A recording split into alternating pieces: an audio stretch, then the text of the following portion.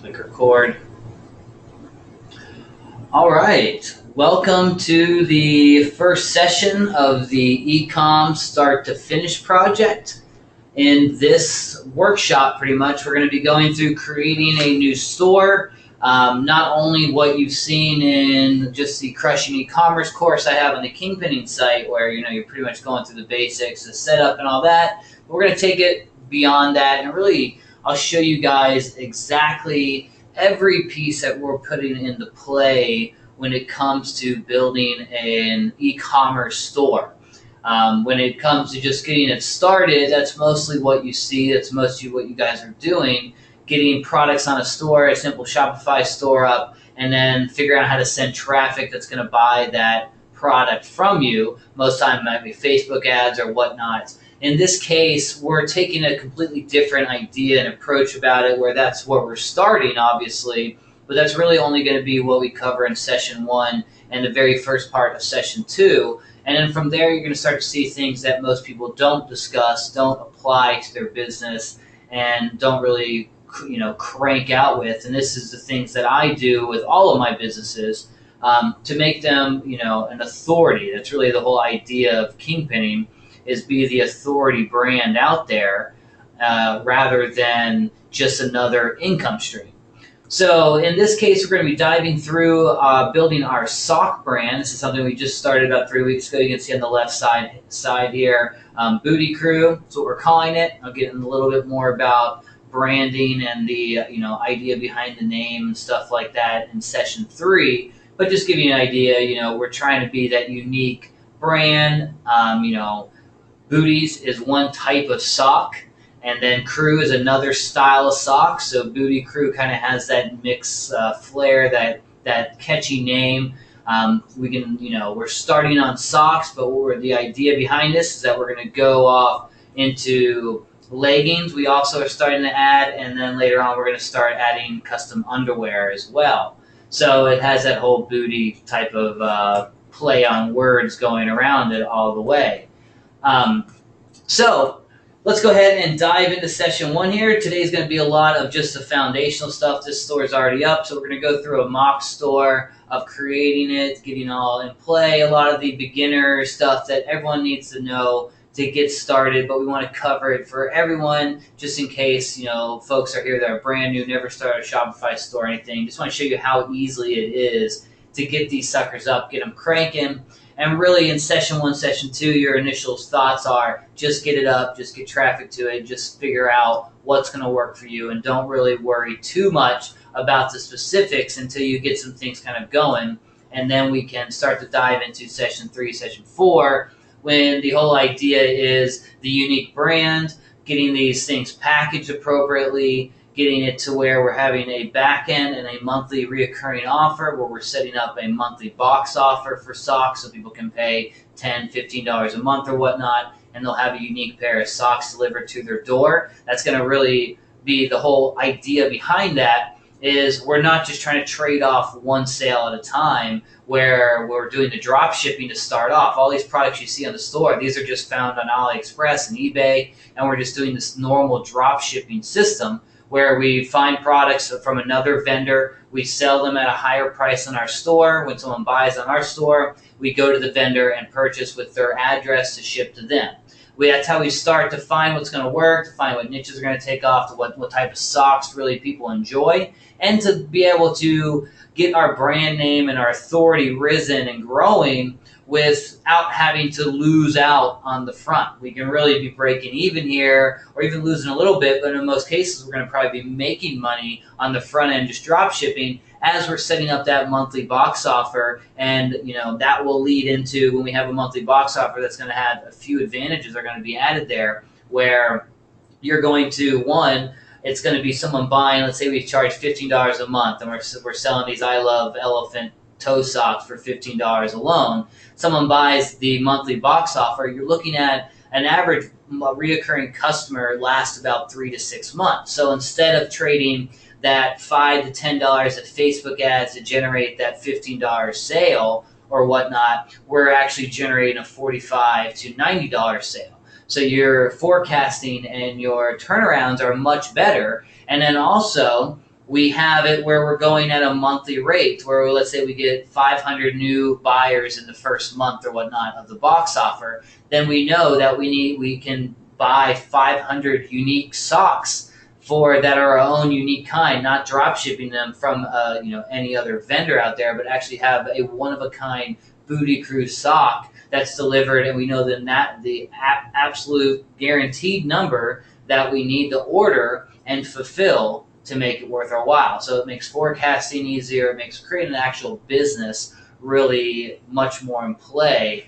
than anything, any other system that we've done in the past. But as you can see, we're starting the entire system with drop shipping, the normal system going on, and moving forward. So that's pretty much just a rundown of what you're going to see throughout these 4 sessions. Today, we're going to go ahead and walk through the basics of understanding what niche you need to be choosing, what products are your options you can choose. And, everyone always asks, what's the best niche to jump into and what's the best products to sell? That's really wide open, guys. It's like, you can sell anything you want. If people buy it, then sell it. That's the thing. So don't get stuck into things that are you only think are going to be lucrative. That's one part of the game of choosing which angle you want to go with. You want to be in something that you're going to enjoy and something that you really want to grow over the long term. You've seen a lot of guys in the kingpinning group having huge success recently off of maybe a viral product going off. And this is kind of another, way of doing it where you're just kind of you're launching multiple products at a time, and you get one to take off. This kind of directs your path of what you want to go down for the short term. But again, that's only an income stream that might make a lot of money over the next 6 to 12 months or whatnot. But if it's still not your passion or whatnot, something you enjoy, then don't. That was nice. $300 order just came in. But if it's not your passion and something you enjoy, then it's not something that you really want to be investing so much of your effort into. It might be something to pay the bills and start stuff up, but always keep that lucrative idea in mind, that one that you really want to dive into. Socks are something I enjoy. I have crazy socks all the time. I like wearing, crazy socks. So this is kind of one of those brands where I'll have a lot of fun with it, especially when we get that private labeling going, get our own sock line going. That's going to be a lot of fun. So let's go ahead and dive into the first things first. All the options you have, pretty much dive a little deeper into what I just talked about. So first thing you need to decide, and a lot of you might not have any idea of how you want to start off, so that's okay too. But here are the options you have as far as creating an e-commerce store goes. You have 3 types of store that you can create. You have a single product store, and this will be a store that only has one product. Let's say you're selling, right now I'm jumping into, actually I want to mention that because we're kind of just getting started. But let's say if you're selling a cooking utensil or whatnot, you have a steamer pot or something unique out there that's just one type of product. The whole store is focused on that product. This is a great store for those examples we talked about, of those guys who are having a lot of big success off they find one product that goes really viral or whatnot. This is a great time to create a single product store, depending on what type of product it is. But pretty much the whole idea of these stores is that the entire brand, the entire message, every bit of text and headlines and blog post or whatever content you put with it, it's all trying to sell and build the authority of this one product. Now, it's like a t-shirt. That's not a single product store. That's like t-shirts is a whole niche. A single product store, like I said, is just that single product. If you have a special pair of glasses, or if you have that kitchen utensil, or if you have, that one pair of shoes or whatever. If I'm doing a lot in the fitness niche lately, again, and we're doing a lot on sports enhancement. So we have things. When I was in high school, I was very good at basketball. A Hall of Fame with my high school or whatnot. And a lot of that came to, I had very good athletic ability. Genetically, I could jump and run faster than other people. And a lot of that came down to I trained a lot on improving my vertical leap. So we got these one time, we did programs like Air Alert, which is a special jumping program to make it increase your vertical. We also bought these special shoes, which pretty much made you be on your toes at all times as you're running around. I can't remember the name of the shoes, but these shoes just kind of, they were strapped onto the front of your normal shoe, and it was over the ball of your foot is where this large block would be. So you're running around with extra weight, you have putting all the strain on your calves, you're always kind of tense on those muscles, doing that plyometric exercising. And this type of product, this one shoe attachment, would be a single product store example we could do. We could do, a whole line of videos on vertical jumping and leaps and how these shoes improve that. Interviews with doctors that talk about how well these shoes can improve your vertical leap, and all that type of stuff to kind of grow the authority of this single product. Now, not every product out there is going to be able to have a single store attached to it. I couldn't create a single store around these I Love Elephant socks. You got to be a little bit more expansive than that when you're going into that type of product. So that is kind of the idea behind a single product store. Nice. I see a few others did Air Alert as well. And it works a ton. If you're trying to improve your vertical leap, guys, Air Alert is a killer program. I did like 12 inches to my vertical from my sophomore to my senior year in high school. Went from 24 to a 30. I would guess I wasn't 12 there, it was about 8. I went from a 24 to a 32-inch vertical over that period. So it was pretty solid stuff. Anyways, that is what a single product store can. That's what it's about. That's what you're going to do. This really comes down, like I said, if you have a unique product that you're going to get manufactured or private labeled, something we're going to talk about in session 3, then a single product store expanding from maybe a general store, a single niche store is a great way to go. That's kind of a planning ahead type of thought. You always want to be thinking 6 to 12, 5 years down the 6 to 12 months or 5 years down the road when you're finding these successes. Remember, we're not trying to build income streams here. We're trying to build real businesses. Because the whole idea of this is that really if we have a success that we don't really need to follow through with the next 5 years, and the end goal in 2-3 years is to sell that sucker off for 7 figures or whatever. So that's kind of where you want to be, put your mind at all times. And then we'll come to, we have the single niche store. So this is something focused on a single type of product, a single type of audience member, a single type of audience buyer. So from the difference of the single product store, a single niche store could be something like the sock store here. This is a single niche store because it's not elephants, it's not cows, it's not pigs or monkeys or anything like that. It's sock buyers. You need to start thinking about your niches on that type of level where it's not about just the passion of that, of, what animal do they love or what job do they love or what family member do they love. But think about it, if you have a t-shirt store, for example, like we have with 19th, then we're really optimizing the store towards t-shirt buyers. Not so much cow t-shirt buyers or elephant t-shirt buyers or whatnot, but it's overall t-shirt buyers. Now you can also have a store that's focused on cows, for example, where today we're going to be running through the example of building Farm Food Life, and this is going to be an apparel store for farmers and farm niches. So that's going to be cows, pigs, goats, chickens, sheep, bison, farmers themselves, farmers' wives, grandparents, all those different angles. And that is kind of an example of a niche store that you can create. It's in a single niche, which just has, single niches can be broken down to multiple niches as well, where the Farm Food Life is farm angles. That's the overall niche angle we're hitting. It's a single niche, but it is broken down into multiple micro niches like cows and pigs and all that stuff I mentioned.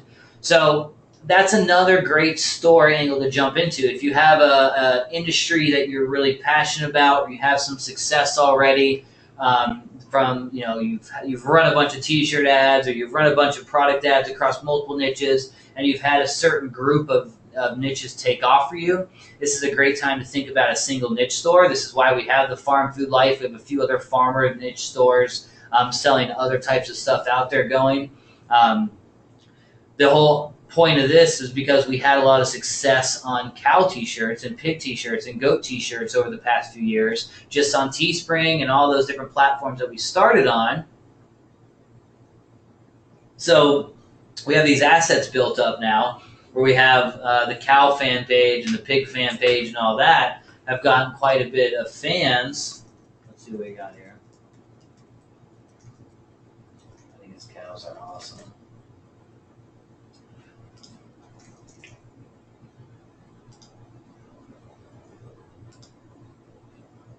So where are we at? 163, almost 164,000 fans on the Cows Are Awesome page. So this is an asset that really gives us some playroom whenever we're testing new things out. Like we opened up with the socks, we did these knee socks. First post, we sold a good 5 to 10 of those, just off organic traffic that we built over the years of continually growing these assets. So as we're growing those assets and having success, this is something new I was throwing out there, a little throw pillow. We're doing some signs and stuff to having good success with these. Anyways, this type of system where we had the assets and we had some success, or we knew what niche we wanted to jump into more so, then that's a good time to create a single niche store and to really focus on that. Now, when you're going to single niche store, you want to make sure you think about that. Every one of these stores, you want to think about all the angles that you're going to hit. Even if it's a single product store, you want to think about all the angles you're going to be giving that pitch and selling that product and growing those assets. On a single niche store, you think about that level of sales as well. But we also need to think about how that niche breaks up, to where the farm niche, like I mentioned, breaks up into those animals, the crops. It breaks up to who the actual farmers are, who loves the farmers, who's passionate about farming, and all that good stuff. So that's something you want to think about on a single niche store. Now, the general store can be just a store that sells whatever on the planet. It can be, this is a great place to really, if you have no idea what you want to do, you've had no success in the past, you don't want to start a niche specific store to start or anything, then a general store is a good place to start because it's going to give you a lot of wiggle room on testing. If you had no success so far and you're really trying to find that first winner, I think it's a great idea to test as far and wide as you possibly can, because you're really going to be throwing a lot on the wall and just trying to find those few things that stick for you.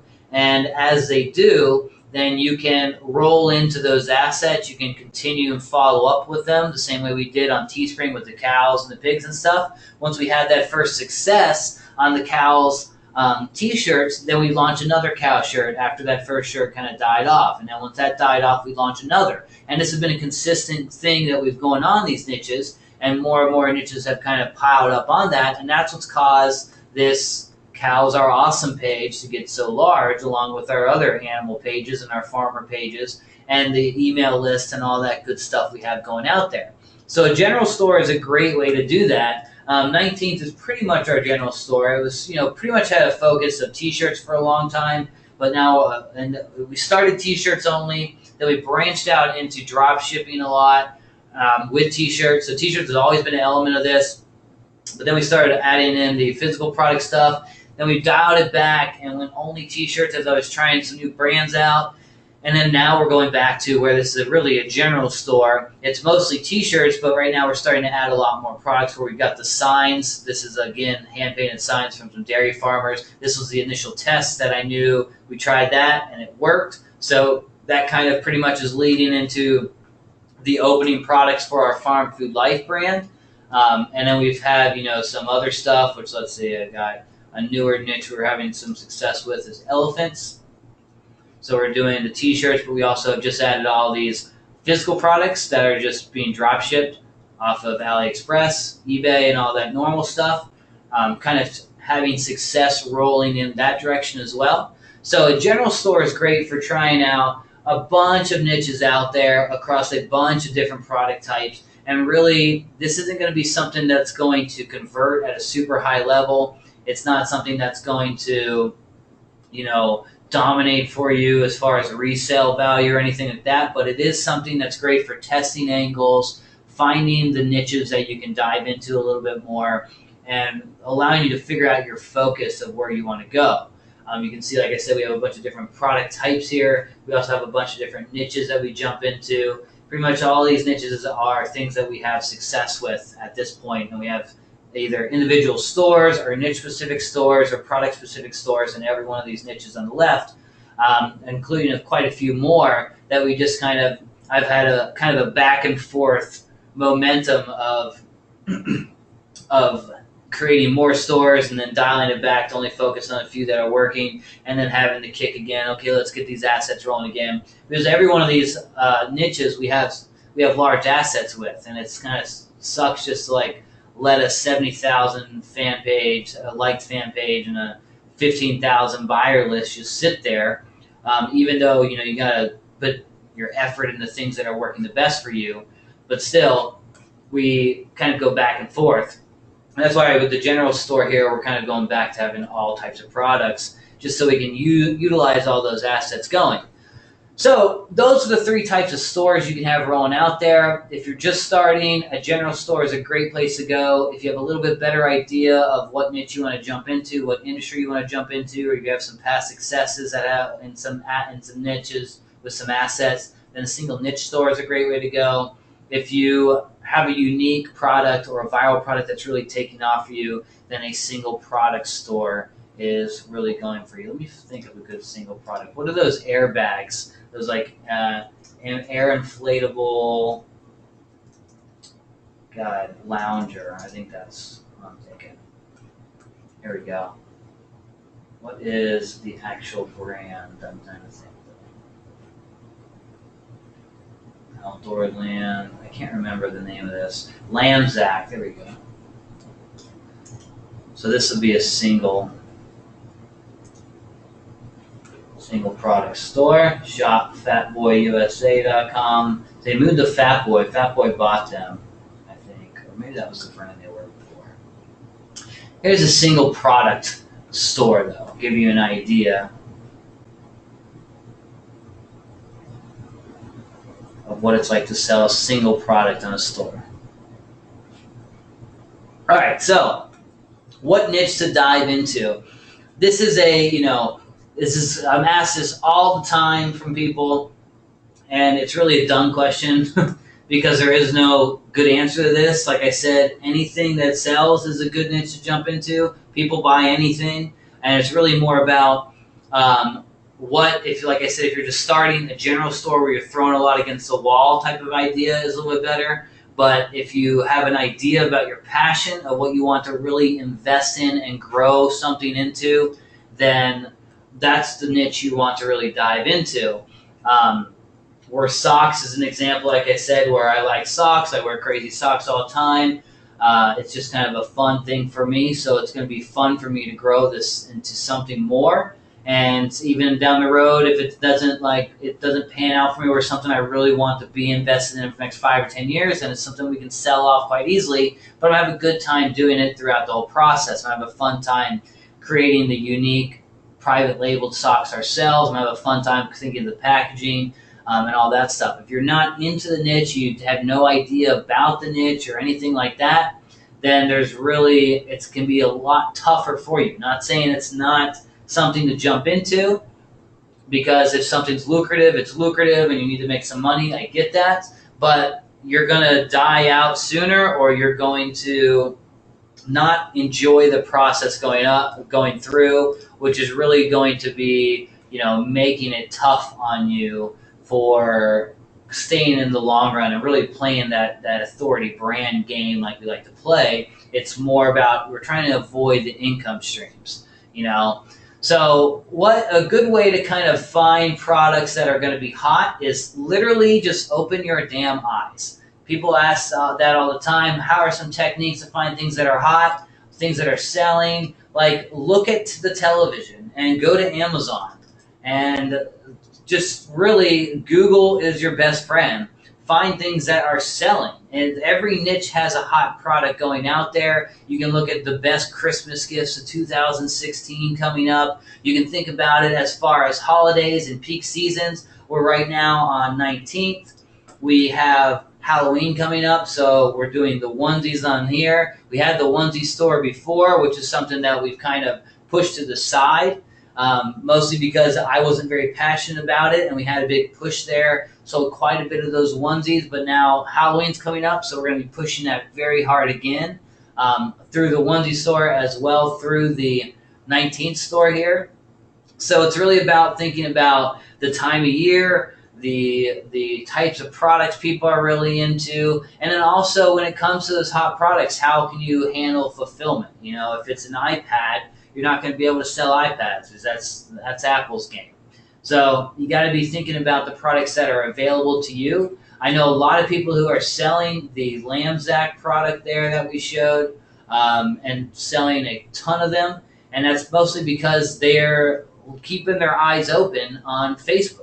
People who are advertising to you on Facebook, that's a great way to find products that are going. So something you can do, pretty much the best way to find things that are going is, if you want to find in your niche, then you need to do the competition research. You're going to go out, find all the major brands out there, the ones who are advertising on Facebook and whatnot, and all those popular pages in the niche, and like those pages. Interact on those pages once or twice, and after a few minutes or a day at most, you're going to start getting advertised by those people who are choosing the right targeting. So if you're liking the right interests, even if you're not interested in yourself, but you want to just do the competition research, you like those interests, you like those pages, you go to those websites of people selling those actual products, and what's going to happen is you're going to be advertised to on those you're going to start to see a pattern of what is hot and what's reoccurring and what's selling over and over again.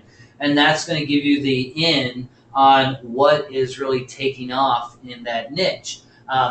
There's those hot passion buzz products really rolling out there that you can be on, like the Lamzac sofa there, or the Halloween costume that's only going to be hot for the next 60 days for me. After that, we're pretty much kind of done. And we wait until we hit Christmas, and then we wait until next year to do it again. But that's only one way to go. There's other products out there that are long-term, big sellers, where you can just have something that's going to sell repetitively for the long-term coming. And those are also great products to look for. That's what you want to look for in that competition research. On Amazon, find those products. So we got inflatable sofa.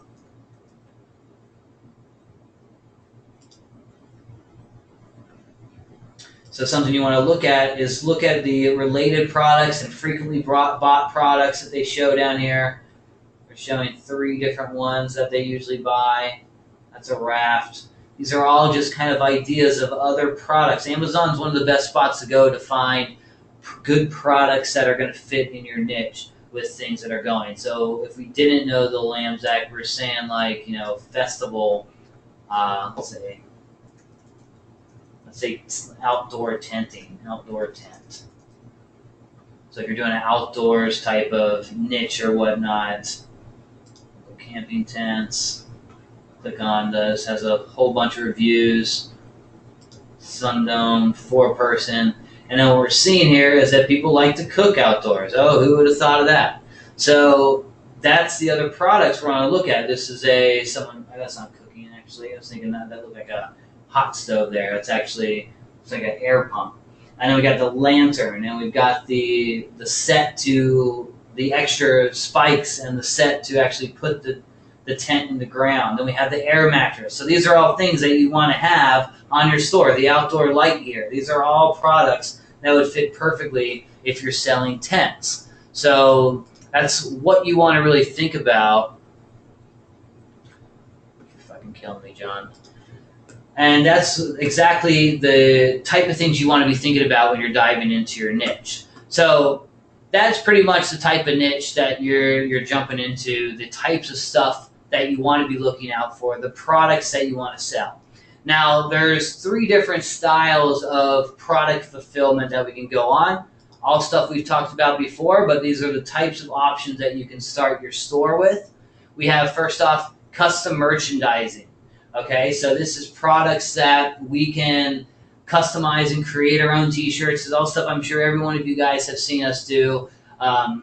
That was the 19th. Started with the t-shirt stores, and this is just creating t-shirts. We have a private fulfiller, but you can use Gear Bubble, you can use Viral Style, Teespring, the Printful, anybody to get these same types of products done. Custom merchandising is great to find those niches that you really want to dive into, because once someone buys a t-shirt in that niche, they're obviously into that niche a little bit. That's why you see the jewelry, the home decor, you see the Air Force One or the onesie, you see the blankets, all this stuff started from a successful t-shirt taking off. And then from there, we know that jewelry lines up with this. We know that the home decor lines up with this, and the necklaces and all that type of stuff lines up. And we can dive in a little bit more. If you are selling t-shirts on someone who loves to go camping, then you could dive into and go a step further and start selling things like tents and all those different pieces as well. So custom merchandise is the first stop. If you have no idea what's going on, no idea what niche you want to sell, then custom merchandise is definitely one half of the product line that you want to sell. With Booty Crew, we're going to be doing socks, and a lot of these are going to be custom merchandising socks, where Viral Style and Gear Bubble are about to open up custom socks as another product. I'm not sure when either of them are actually open it up. I know both of the owners of the companies have told me they're adding them, so we'll see how that actually plans out. But those guys are both offering open socks for their custom merchandising, and we'll be using them most definitely for our custom socks. Now, the Printful is another provider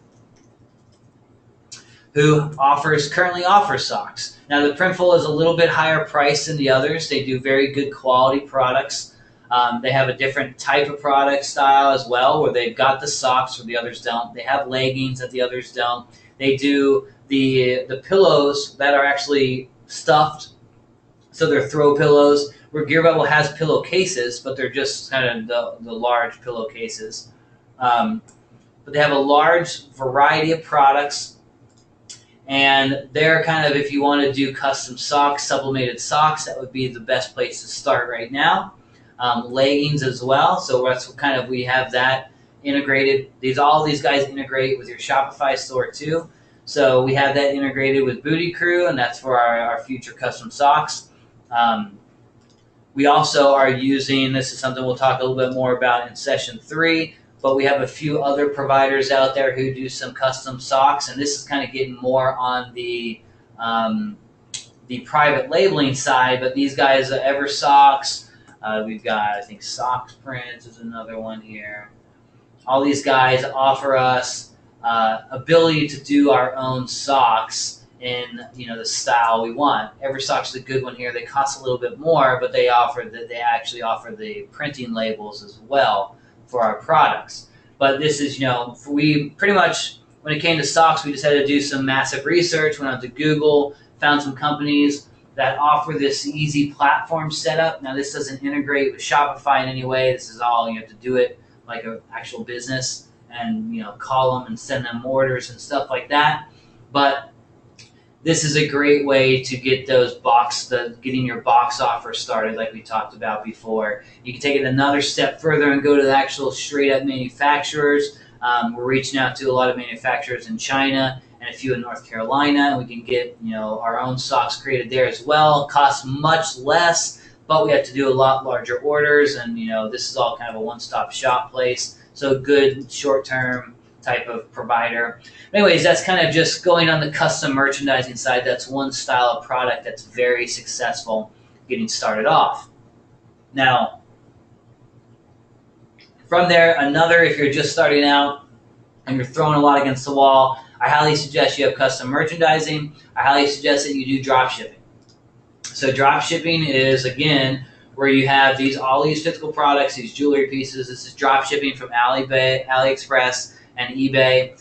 And pretty much all that's happening is someone goes to our gold elephant necklace here. They're going to click buy now, purchase this sucker. And when we get that order in, we go to the listing on AliExpress or eBay or wherever this one's at, and we will fulfill that product with the buyer's shipping address. And this, costs us, I think, like 99 cents or something. Now, the problem there with drop shipping, a lot of these products are coming from China or long distances away. So delivery times can be an issue. Over 30 days, sometimes things can take. All those type of fulfillment pieces are issues that pop up with drop shipping, but that's just part of the game when you're drop shipping. So it's nothing really to fret about. You want to move, if you want to fix that problem, then you got to fix your fulfillment. So you need to either start bulk buying or you need to start working out a deal with the vendor to be able to have these fast time deliveries. Some of these dealers and vendors offer what they call e-packet, which is kind of a quicker delivery system, but still that can be a little bit hassle-some.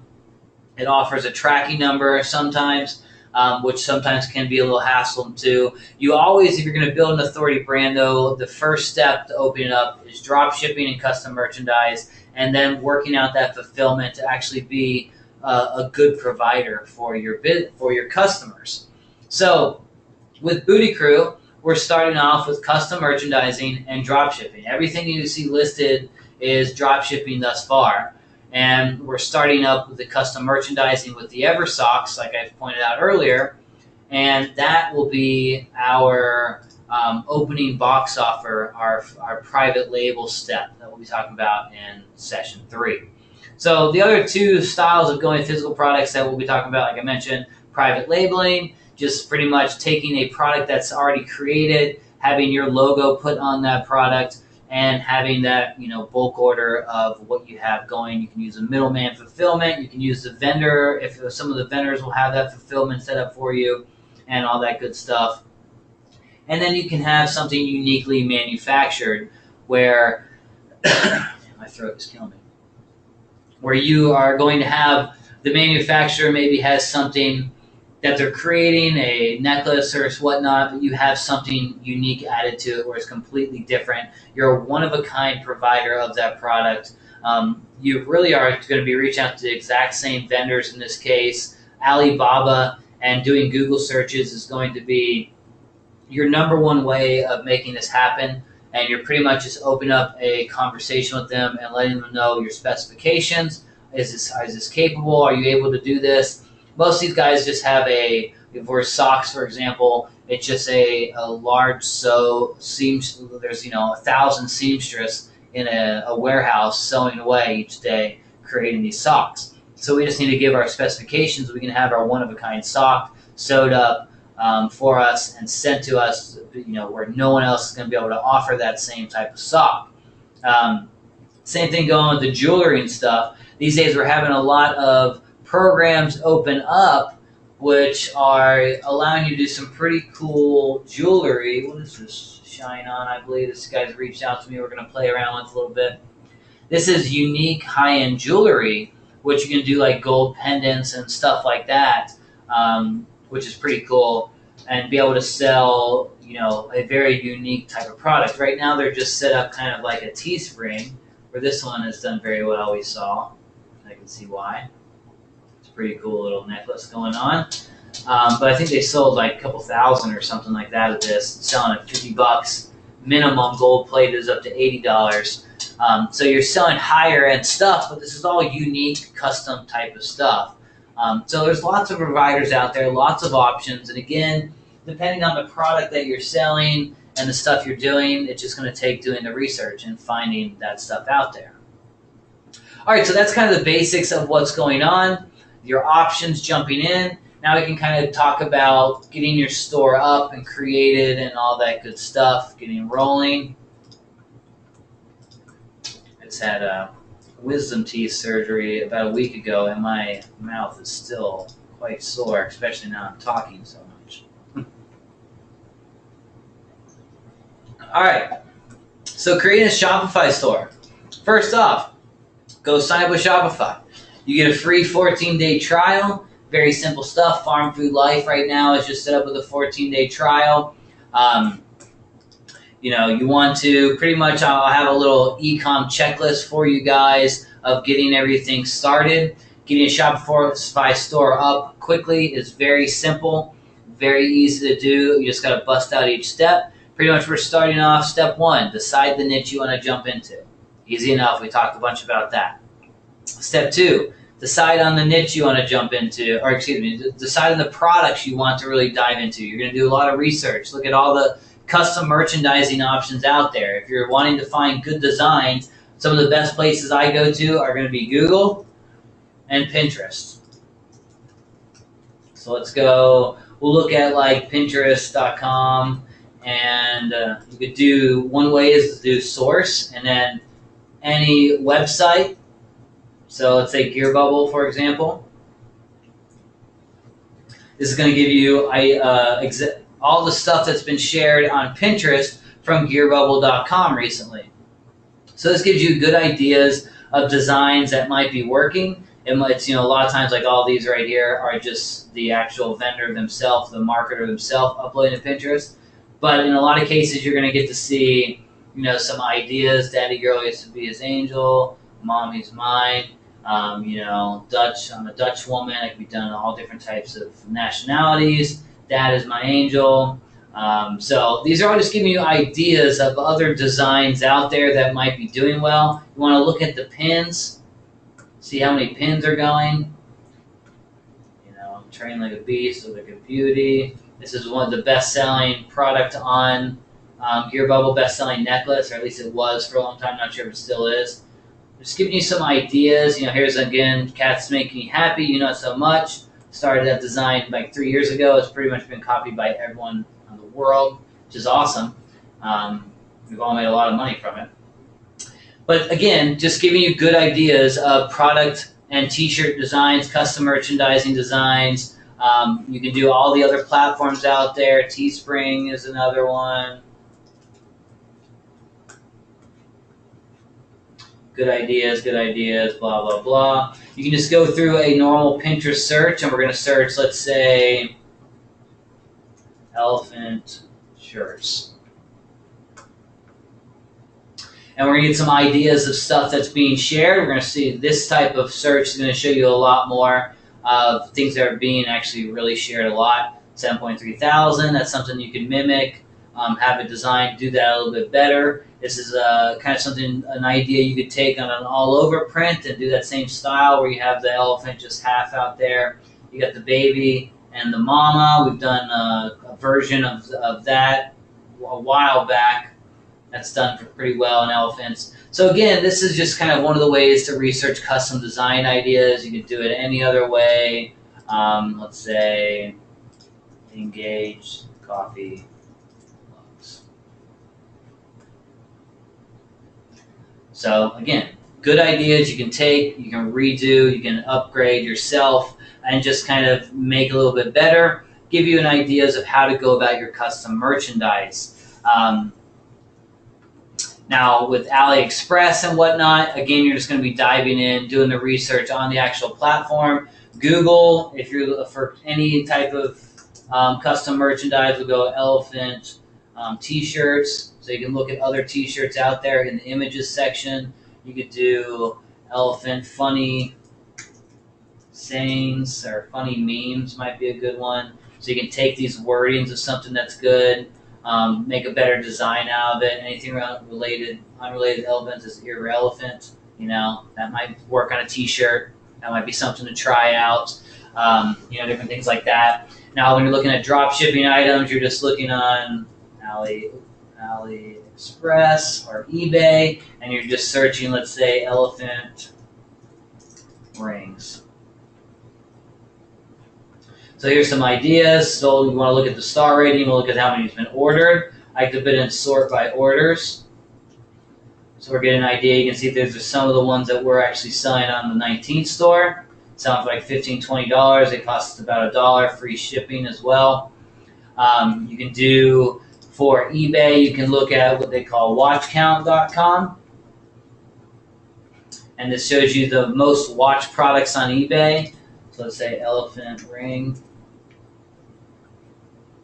There's a belly button ring. Here's a 4-piece ring going on. So that's just kind of how we can go about doing our product research. After this, we want to start diving into the potential buyers. So if you know your niche or you know what niche you're going to jump into first, And you want to think about, look at all those other competitors out there. Again, like I said, go like their pages, like the interests, look how they're advertised to, look at the messaging on their sales pages, look at how they set up everything, just so that you know where to really, who you're talking to. I like to create a kind of a 1 to 2 page description of my ideal buyer. And I'll pretty much think of like I'm talking to a single person. Think about that person in your niche and describe them fully. What is their problems in life? What are they wearing? What do they look like? How old are they? You know, what are they feeling right now? And why do they want to buy this stuff? And pretty much that 1-page description of who that ideal buyer is, that's who I'm going to be talking to in every ad I do, in every product I launch, in every sales description, in every blog post, or whatever it may be. That's kind of the idea behind who we're talking to and really reaching out to in our sales copy. So you want to do the research behind that. Google Insights, I believe, is another good one to kind of just look into more what people are in your niches and stuff like that. Where do you get in here? How do I log into this? Trends would be a good one. I guess they've changed all this up a little bit. Let's say elephant. Elephants.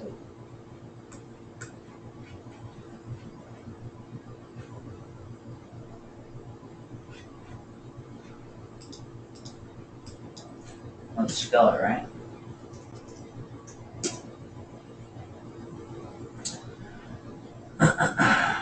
All right, so Cage Elephant, the rock band, is getting the most. A lot of the Elephant Princess, Australian television show. Elephant Tube. I don't know what that is. Getting some keywords and ideas of what's going out there. For every one of the sites that you find, for all these keywords you find, you want to do some research into that a little bit more. You can use something like Alexa.com. This will give you some information about demographics of people who use certain websites. I guess let's turn this to a paid platform. It used to be free. Oh, here we go. So let's do like, what was that? Sofa bed.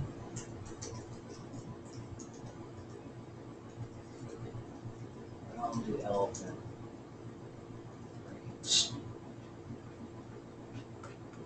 Elephant tube. Free the elephants.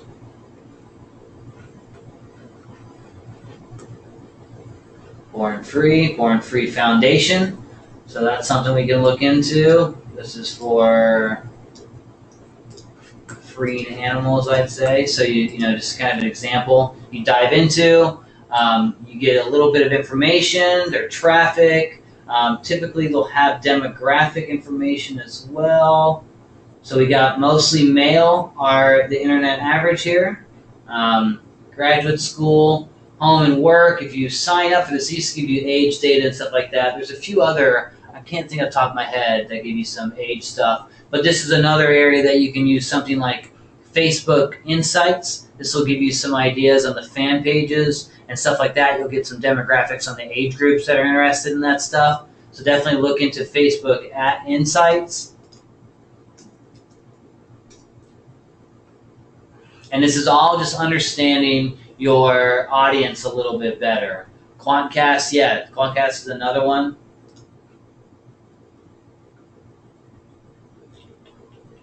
It's Delivery Insights. Oh, there we go. Audience Insights. So let's say bornfree.org. I'm assuming this is an elephant thing. Wild Egg, Be Ivory Free. Elephant Foundation. All right, so this one, elephantconservation.org.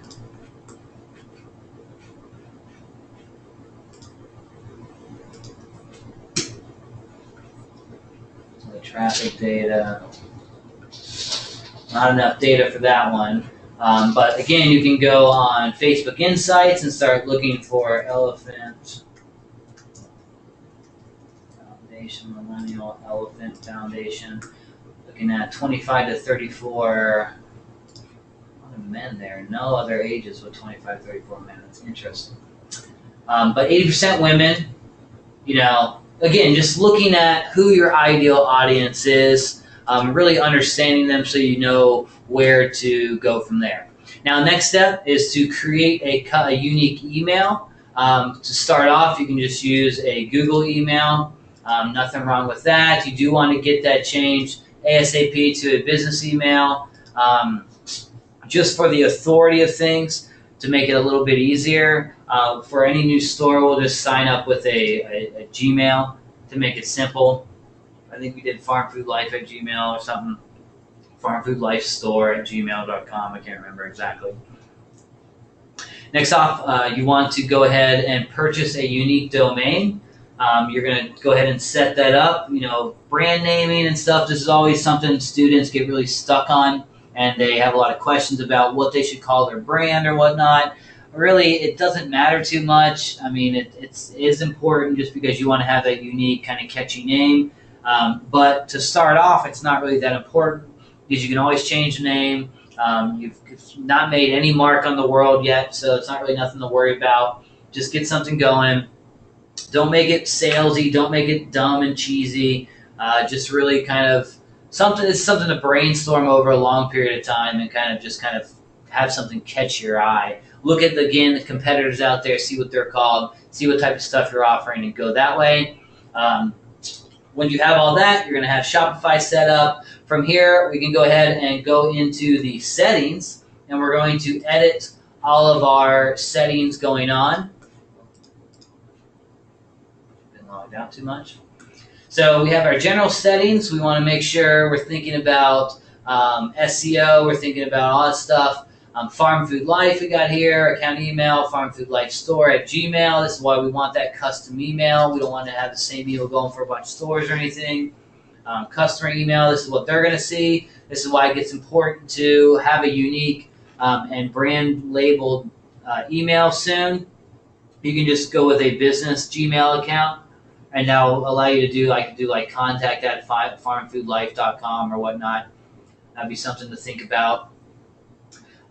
Legal name of the business. This is important because any address and you put here, this is the currency that buyers are going to be able to buy through. You can have currency converters and stuff like that, but in the end, this is where it's really going to tell where your business is. As you start to develop a Shopify store and stuff like that, you do want to get a legal business entity going. It costs a couple $100. You can have your LLC up. You can be a sole proprietor or whatnot. But this type of stuff is going to be important, especially if you're going to be drop shipping and you're going to be using PayPal and you're going to be using all these different other platforms to be accepting money, because Shopify needs to know this stuff.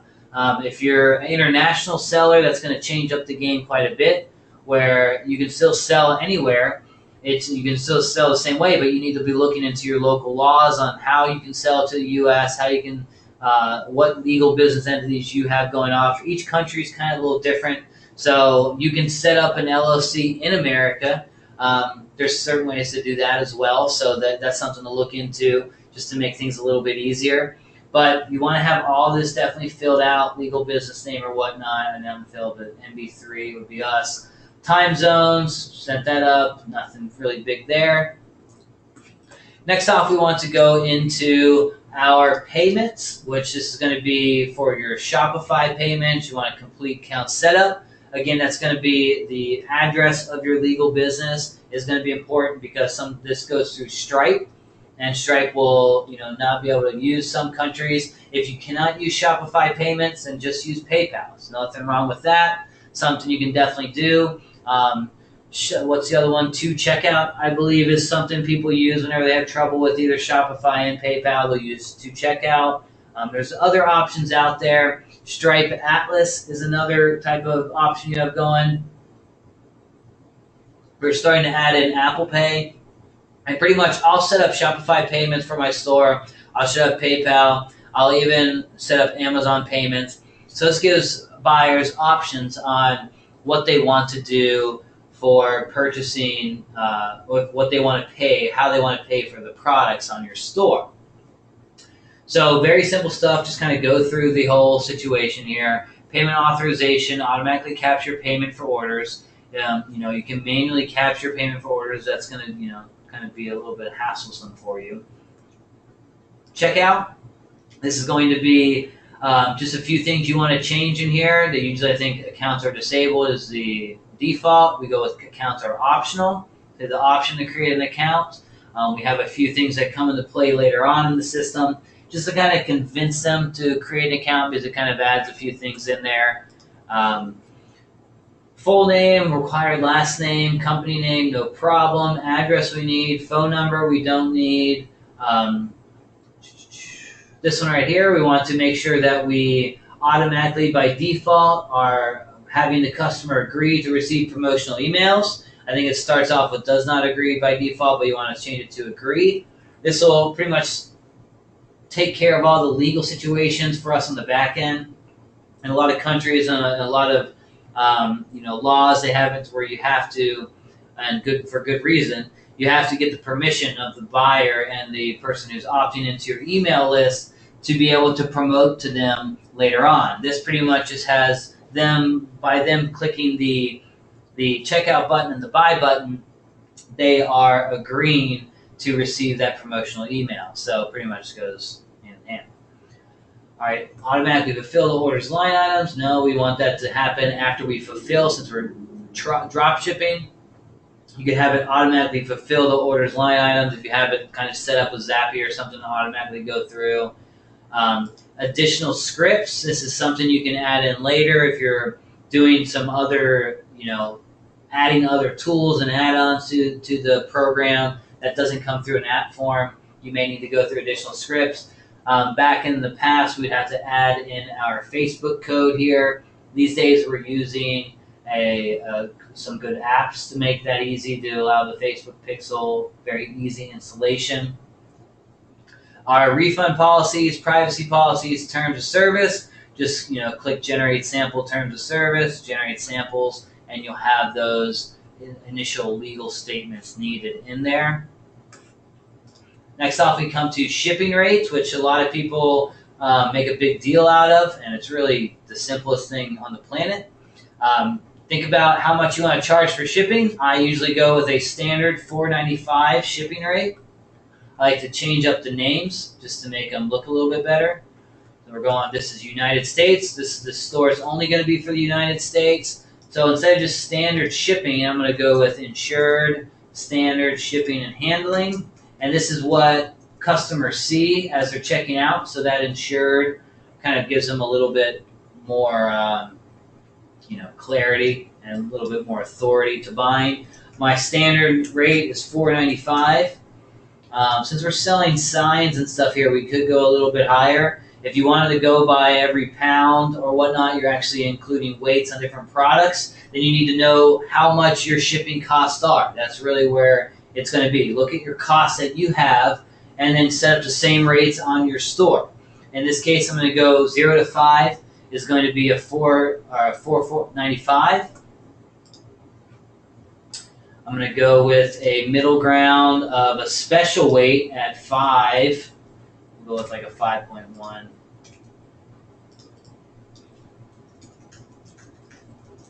So if I want to give if I have like a special product that I'm doing where I want to charge a $9.95 rate, I would set it at 5.1 weight, and then that would cause that to be charged that. If they add other products, that will throw it off a little bit, so we're going to add a heavy weight to that. Usually on my shipping rates, I just consider them extra. I don't really worry about making money on the shipping. I'm making sure that I cover my costs, and then if anything's extra, where a lot of the drop shipping products, my t-shirt fulfillment, all that, and all costs less than $4.95 to ship that stuff. So it kind of usually I make money on those rates. So I'm going to go ahead and I'll add a heavy insured heavy goods shipping 5.11 to 20. 1995. So if someone adds a whole bunch of products, usually with my products, I'll just set it at about one weight on everything. So if they order 5-6 products, then they're going to get into the $19.95. Typically, if they're ordering 6 products on an order, they're going to expect to pay a little bit more in shipping. So it works out pretty okay. If products, a lot of our products, if we're drop shipping from different vendors and stuff, we have it clear on a FAQ that these products, ship from different locations. So they might not all come in one package. That's sometimes another good reason why the shipping costs might be a little bit more you can give a customer. All these are kind of common questions that are going to come up, but nothing really to worry about. Take the product price you have and the bump up you're offering or you're selling it for. Take into account all the information from your vendor. Really create a spreadsheet of all those products out there that you're selling. Know the cost to you. Know the shipping cost in detail, and be able to go from there on understanding what you should charge. And then I just do a flat shipping rate for the reason of I make up the losses on the actual product cost. So I always know that will be a $5 shipping rate or whatnot. So I keep that in mind with the money that's coming in on any order. If someone's ordering 6 products, then we know it's going to be 20. But if they're, we're going to lose out on the individual products and the shipping rates, we got to make up with that on the total product cost. So instead of going from a $1 necklace that cost me $1, charge only $10 for it on the store, maybe I'll charge $20 for it on the store or whatnot, just to make sure we're definitely going to be covering those costs in any scenario. Never really been a problem. I like to always add a free shipping rate too. So if you have like a special deal where, depending on the product, with the Booty Crew, where these are a little bit lower cost products, $10 to $15, we're going free shipping on orders over $75. The Farm Food Life, we're selling a little bit more expensive products, so we'll say, let's go with free shipping rate. We don't want this by weight. That's a weight base there. We want to go by price rate. So free shipping. So let's say anything over $150 on the Farm Food Life, they get free shipping. All right, so there are our shipping rates all set up. This is our domestic. Now, if we're doing the Booty Crew or drop shipping and stuff, for right now, you could do international for sure, because if you're drop shipping from China, you can pretty much drop ship anywhere at the same cost. I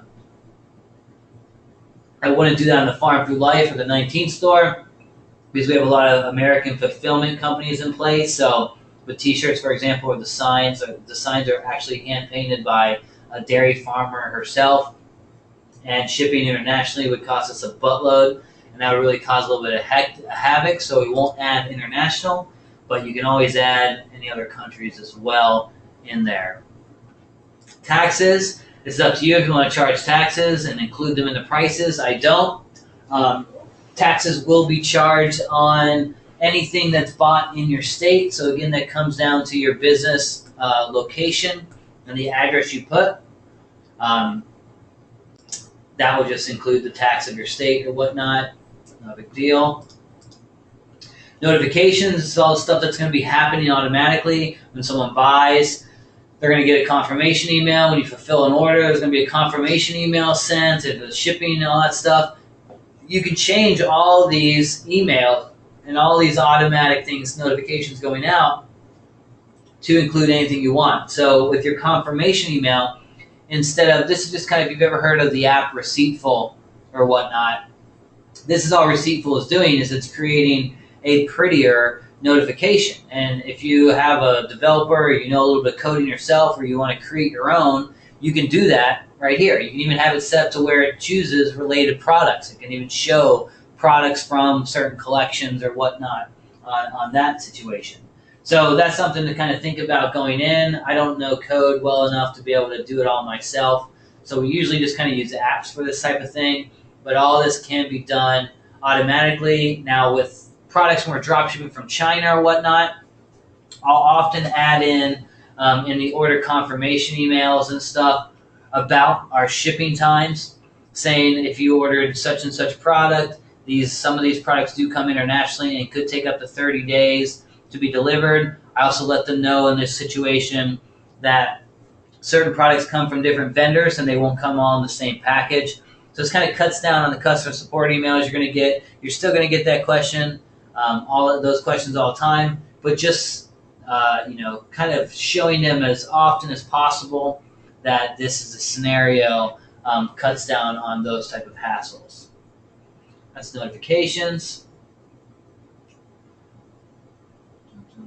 Files, sales channels. Now, as we're growing our assets and stuff, and we're adding in Facebook, we're adding in Pinterest, we're adding in Twitter, we can start to add other sales channels. You can have a store uploaded onto your fan page. Let's see. So 19th, this is this Facebook shop. People can buy from 19th right here just by buying right through Facebook. Pretty cool little system. If you have a actual storefront, like a physical location, and people can buy, they can swipe their card on your little POS system or whatnot. You can add that sales channel in there as well. So that's all something to think about. Now the account level, this is where you can do your rate you're going to be charged. You want to add, right now we're just on the trial, nothing to worry about there. We have staff members. This is something you want to think about when you're adding employees to the system. You can add staff accounts so that they have certain limited access. So let's go ahead and we'll do like Jerry, or actually,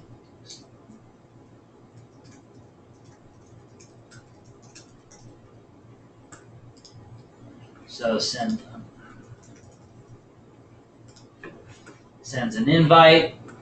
Now we can do, as you saw, it said limited access. We can go ahead and log in here and also limit it here. So we can tell what we want them to have access to or not. So if you don't want them to see your, how many orders you're getting or whatnot, or how much money you made in the day, you can turn off all those situations. No access to settings or applications, themes, navigation. If you just want something to fulfill products, this is pretty much what you'd want them to have access to. And the staff accounts.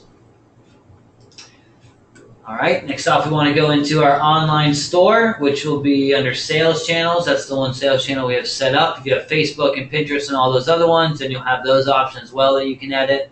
Right now we're just going with the store. Now here we want to go into, let's start with preferences.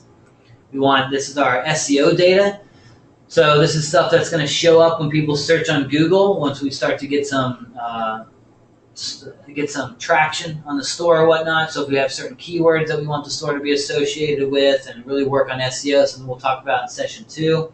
That's something to think about and get going. Farm Food Life is the title. We could do your all-in-one farmer shop. I'll get farmer shop will kind of be our keyword, and then the description we want to maybe think that the one-stop resource, one-stop farmer shop resource, United States farmers. All right, so that's kind of our title and description metadata for SEO stuff. This is where you can turn off your password if you want to turn it off. We have it turned on right now just so no one can see the store.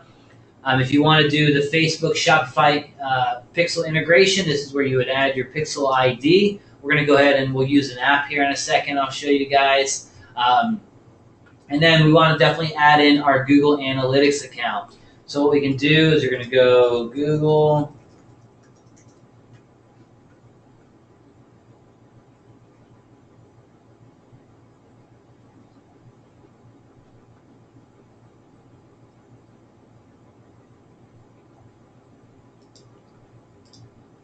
I think I've already set this up the other day, but pretty much very simple stuff. Ooh, wrong account.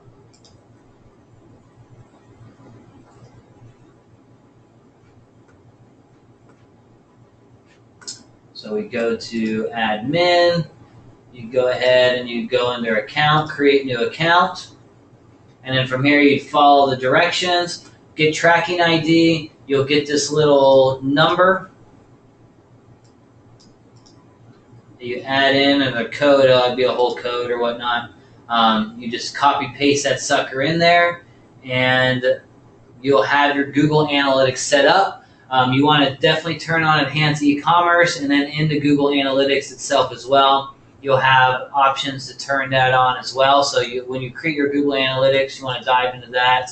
This is just kind of to help track all of the customers coming in, all the viewers coming in, where they're coming from, all that good stuff. Just kind of the basic stuff rocking. Domains. This is where we're going to add in our unique domain. You want to have an SSL certificate when you buy your domain. Just costs like an extra couple bucks or something a year. Get that in place. You'll have directions on how to associate your domain with the Shopify domain, whichever platform you buy from. I buy most of my domains from Namecheap.com. All very simple. You go on the Namecheap and just kind of change those specifics. I'll do, I guess, an example here. Oh, under maintenance, never mind. So domain's a very big one there. Navigation, this is something we'll come into later, and this is going to be the, after we get the theme up, this is how we're going to kind of direct people on our store. We can go ahead and kind of think about what we want as the main menu right now. We'll have, right now it has home, catalog, blog, about us. So, we won't have a blog yet. If you want a blog, you can add it in there. Catalog, I usually like to use something like shop. They have collections all. I'll typically like to create a collection that has all my products. So for now, we'll just use homepage. We'll come and change that later. If we create a new collection that has all the products we want to show, that we can have some products that aren't shown there, just in case we want to have some that are hidden from the store, but we can still sell or whatnot. I do like to have an About Us page. We want to have an FAQ page.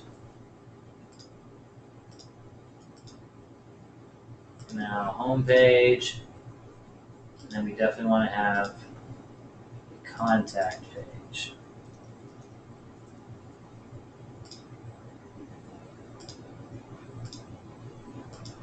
We'll get that set up. Menu. There we go. Now, navigation is very important, especially shop, and just kind of organizing your store later on. We'll talk about it here in a minute. But just kind of understanding, you want to make it easy for viewers and customers to be able to move around your store and get to where they want to be, find the products that they want. So you want to be able to think about your store, again, like I talked about earlier, the niches you're going to dive into, how you're going to break it down, all that type of stuff, just so that you can make it as easy as possible. If someone wants to buy on the sock store, let's take a look. The shop, we have it broken down into product types, which are all our sock types as well as our leggings, and we have niche types. So these are all collections that we've created for each type of sock, and it'll have different varieties in there. Here's all our crew socks that we have uploaded, our thigh highs,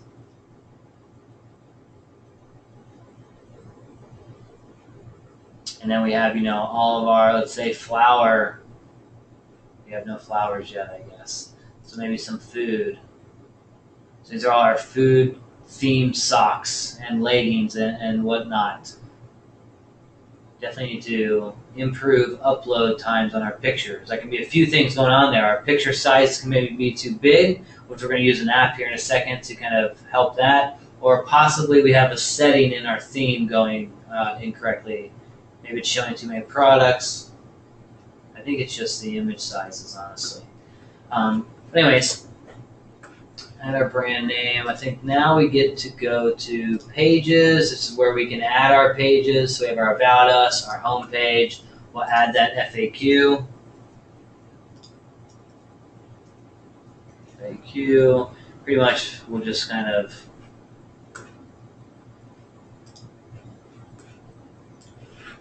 copy what we got here.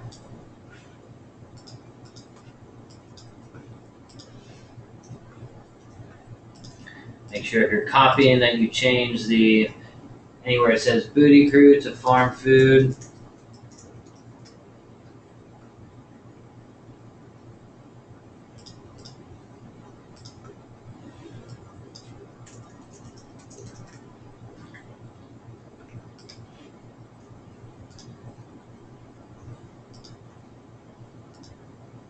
Really, the FAQ is just frequently asked questions. So it's things that customers are going to commonly ask. So as you go through and you do some orders, you get some customer support comments and stuff, you're going to see more and more of what people are asking. And this is what you want to include on this page. So in our case, a lot of questions are, do you ship internationally? For Farm Food Life, no, we will not. When will my order ship? We try and ship it out within 24 to 48 hours of the order being placed. If they haven't received their order number or their tracking number yet, we tell them to wait a few days or contact us. No information, just giving them information on what the problem may be. Wondering how long it takes. In this case, 10 to 21 business days is standard. If you have drop shipping, you're going to long distances, then you might want to include that information and say some of our products do ship internationally. It could take 30 to 45 days. Just make it very clear on how they can do their returns and any problems. If they have a problem with the product, how to get it fixed quickly. All the different questions that people are going to have going through, then that's really what you want to include on the FAQ page all the way. Let's go ahead and save that. We're going to go back into our navigation and we'll change that.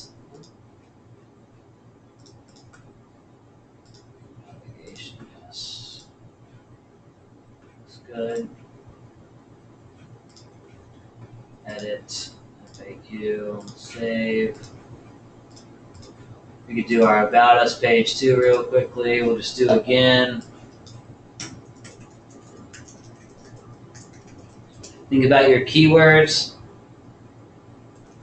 Farmer shop. Maybe farm shop would be a better. Farm store.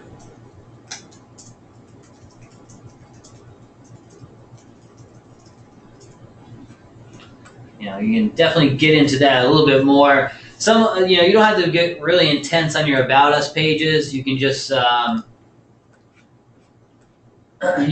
kind of be a one paragraph description of who you are, what you are. You can go in depth as you want. Different companies do it different ways. If you have a good story behind what you're doing, if your store is around veterans and it's because you're a vet yourself and are the Purple Heart or something, then tell that story. The more brand story you have, the better. But as far as the About Us page, for this it'll be simple. We'll come in there a little bit later, fill in information about the dairy farmers. All our products are going to be created by actual farmers and stuff like that. Maybe even give a percentage to certain foundations that are involved with farming and things of those nature. So those are all things we can mention in the About Us page, and just kind of giving that brand story, making you unique, making you that one-of-a-kind provider out there. All right, let's go to navigation, change that. Okay, it's already changed. Add that collection later. I guess let's go ahead and create our all collection just to show you what we've got going on. So under products, we're going to go into collections. Home page, I'm going to add a collection. Go all products. I don't do a description. Automatically select. And then we'll go with something like weight is equal to, is greater than 0. And just for now, this would include all of our products here listed. We could change this up to where we manually select, so we, again, aren't including some products in there. Then we'll come back to navigation. All products. Save menu. Contact page, that'll be here on the themes. Blog post, this is something that you can start to add in there. If you have that storyboard, you can see on the Booty Crew, we are doing some blog posts. Yeah, we got an image loading issue here on Booty Crew all the way.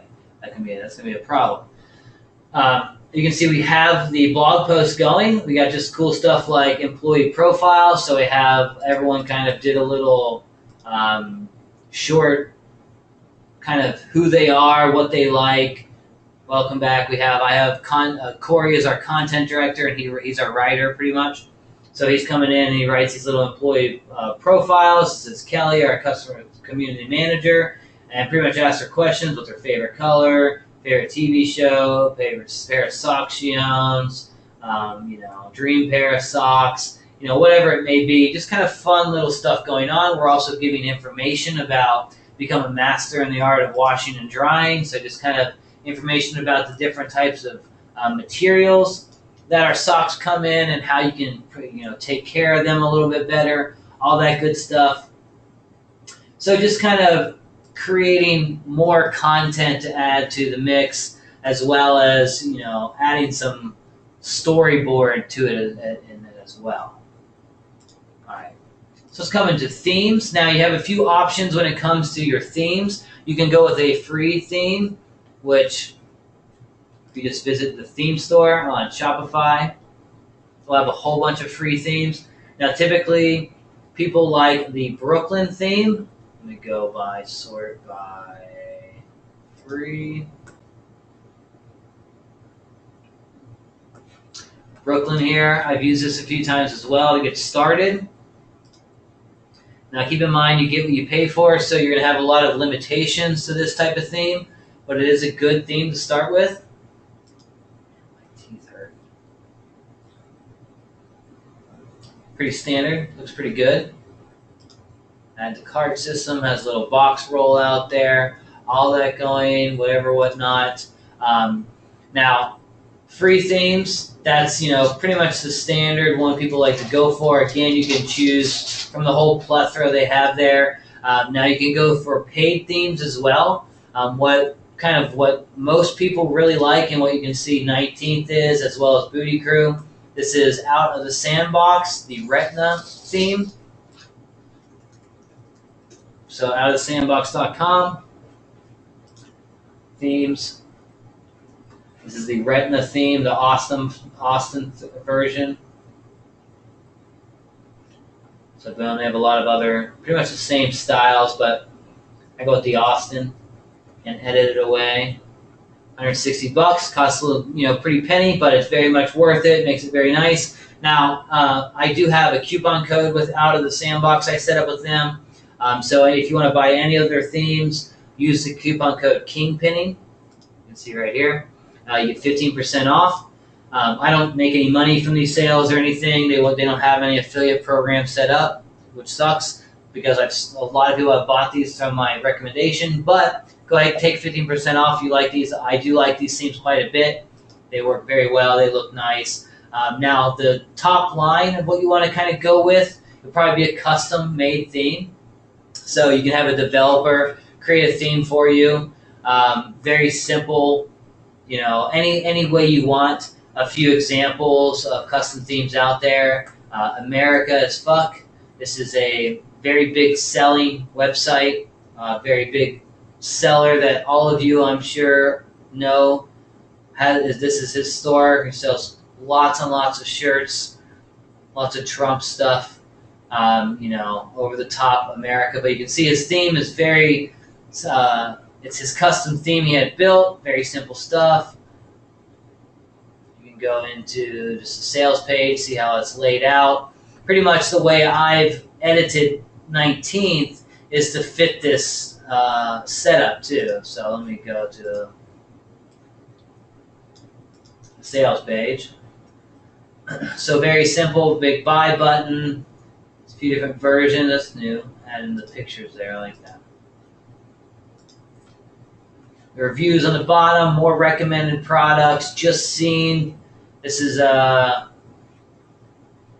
think this is the same app I'm using. He has the countdown timer. He has the trust badge going, the big red price, large headline, share buttons. You can see we've got with the 19 store, pretty similar. Got the related, the just seen, the Hurify, big buy button, trust badges, big red price tag. And then we've got our reviews here, which in this case I'm going to talk about here shortly. It's a pretty cool little app that gives pictures of the people actually wearing the shirts and stuff. So good stuff. So I need to update those. And then this one right here, Trendy Holic Anime. This is an infringing of the App Store, but they have a very clean setup, custom theme. Having a theme being developed right now, it very much lines up with this. So again, we've got large headline. They're doing a lot of free plus shipping, very large buy button, hurry thing. They've got the related products down here, large share icons. Something I liked about them was their bottom setup here. They've got the 60-day guarantee, the 100% secure, the call us. You can see I edited the 19th store on the bottom to show pretty much the same type of data, 60 guarantee, 100% secure. Probably add some graphics there of the payment styles, and then our call number as well as our customer support email. Something I like about this one is that, let's say you go to checkout. Let me actually do something that's not free plus shipping.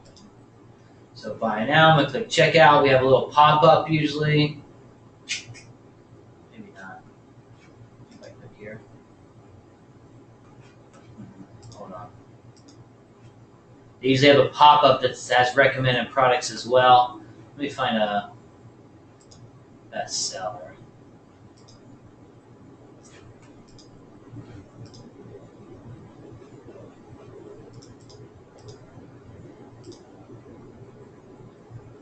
Oh, there we go. That's what it was. It had a little checkout on the pop-up. That's what it is. Order 2+ and save 10% use. So this little pop-up having that was something cool. So we're trying that out for a few of our drop shipping stores. Another little theme going on. So custom themes are a way to go. You can just go on to Elance or Upwork and hit up any of those guys out there that do development. You're going to pay probably anywhere from $500 to $5,000 for a theme, depending on what you want done. For that one I just showed you, the anime one, the guy I talked to, we had someone quote me at $1,500 who could do it. Then we had another guy who's very good quote me at $500. So that's kind of the range of that style theme. The more complicated things that you want done, the more it's going to cost, obviously. We're going to go ahead and we'll use the Retina theme here. So let's go ahead and we're going to go upload theme. Choose file, MP3, tools, themes, Shopify, Retina. Always logging in.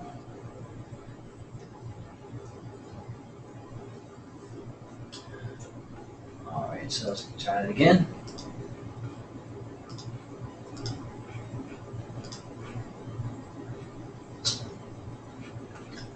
All right. So now we can take a look at our store. And it'll change up. Oh, I got to publish this thing.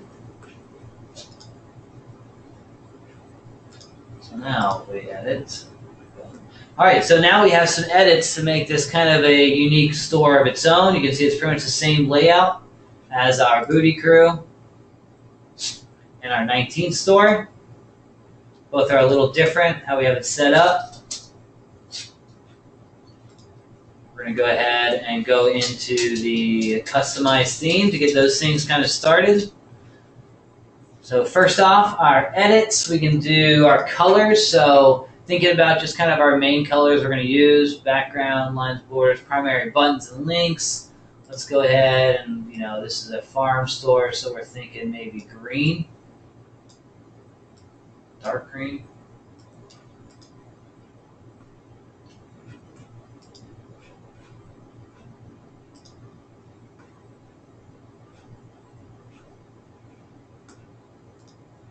But that's not showing. Oh, chose the wrong one. Customize the retina.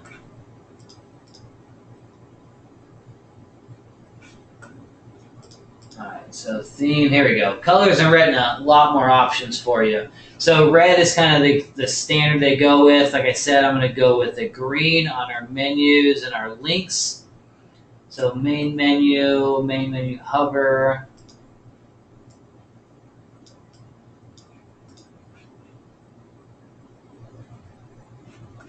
Possibly.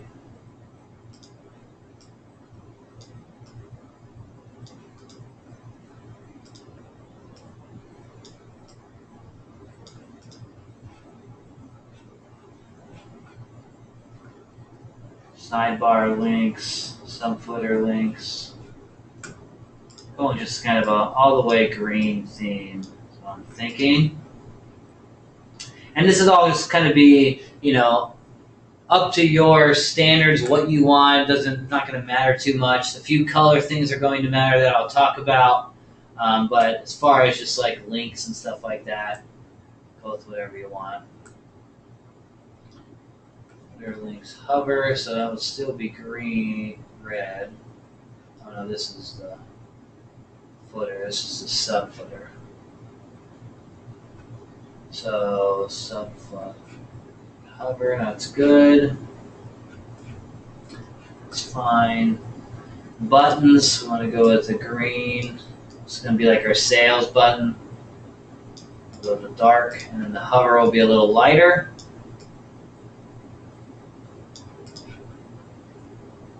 There you go. Borders, backgrounds, probably a little bit browner, brown-green type of look is what we're going to go with the farm food life. Not something we'll worry too much about right now. Colors is pretty much all we need to change right there.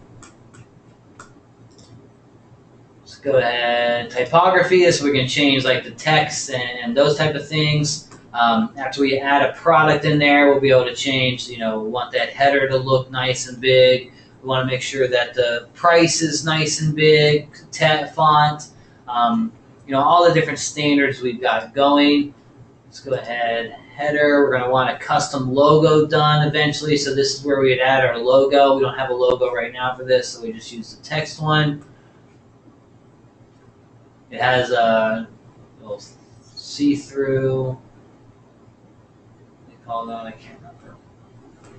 Main menu, this is where we'd tell them what we want that menu showing up on the navigation bar to be. There's a footer menu, it would do the same footer. This is our footer menu. Searching about, we want that main menu that we edited earlier. Drop down links, once we have a lot of collections and stuff, as you can see here. This will tell you how many rows it'll allow before it starts before it cuts it off. So in this case, under the good stuff, if I had like 50, then it would cut it off right here and then start a new one. After 10, I guess, like this one example. Padding, this is all stuff we can change. The fixed sticky header, that's what this top bar is, it's sticky header. Enable search function. I've been playing around with turning that on and off recently. Just depends how big your store is. Sidebar, this is for like on the collections page. So we got like the shop here. We have no sidebar turned on, but if we turn on a collection sidebar, now let's go ahead, top content page, just for showing you what's going on. We'll do the top content will be, this is the sidebar, our About Us page. You can create a whole page specific to what you want to show on the sidebar. Our menu, we'll create a whole menu specific to our collections page. So on like 19th here, it has all these niches listed. So So just using shop again. We're doing Booty Crew. Yeah, same thing. So you can have a specific collection. We're just using the same shop collection we had before.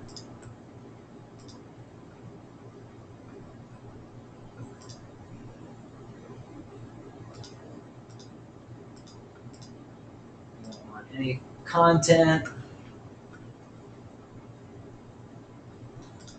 No list of tags. List of tags will have a drop-down menu for them to be able to do the tags. Product content page, no worries. Don't want a sidebar on the home page. Don't want a sidebar on the product page. Collection page would be pretty much us.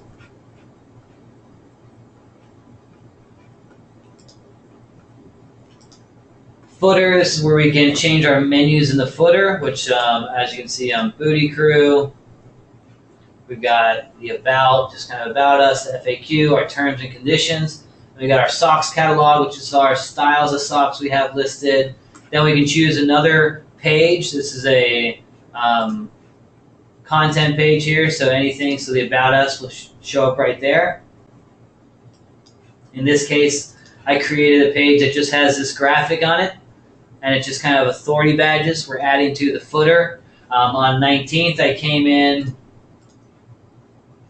and I edited the code a little bit, which I'll get into a little bit more here in a second, and changed up what we have laid out. So it has just kind of, this isn't what we can select actually in the customized theme. This is something I actually typed in and coded into the code.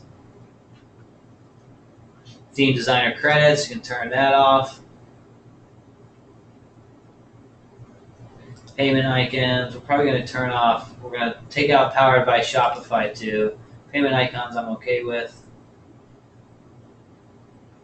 MailChimp form URL, this is if you want to use this sign up newsletter function they have automatically set up with Shopify. In our case, what I'm doing is I'm using an outside provider, so I'm using ClickFunnels to create a squeeze page. So this is our newsletter, and instead of having a sign-up form, I have, this is again coded in, where I just say click here to join the fun, sign up to get 10% off your next order, sends them this page, they enter their email, they go through the normal newsletter process. Now we have their email address. Content director Corey comes in and emails these guys once a week, giving them our new deals, our new launches, all that type of stuff going on.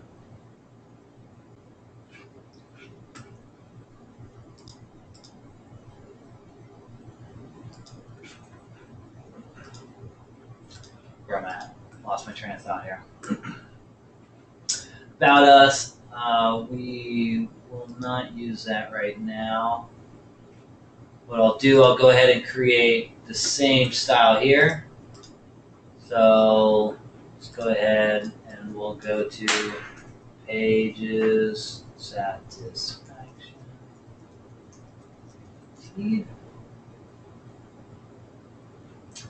All right, let's save that image.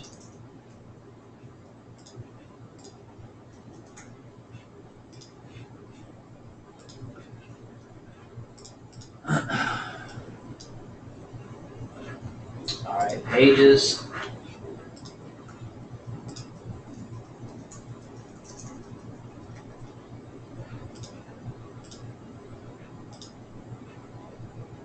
What do I call that? Image 1.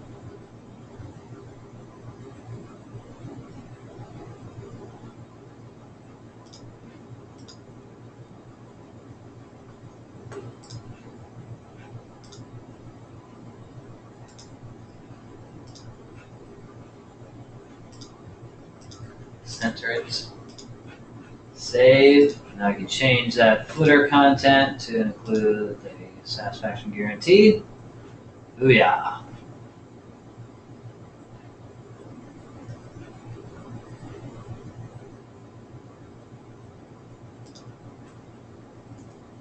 Can't remember what this shows up as.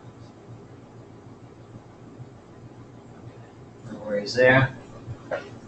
Payment icons, I will remove that. Save.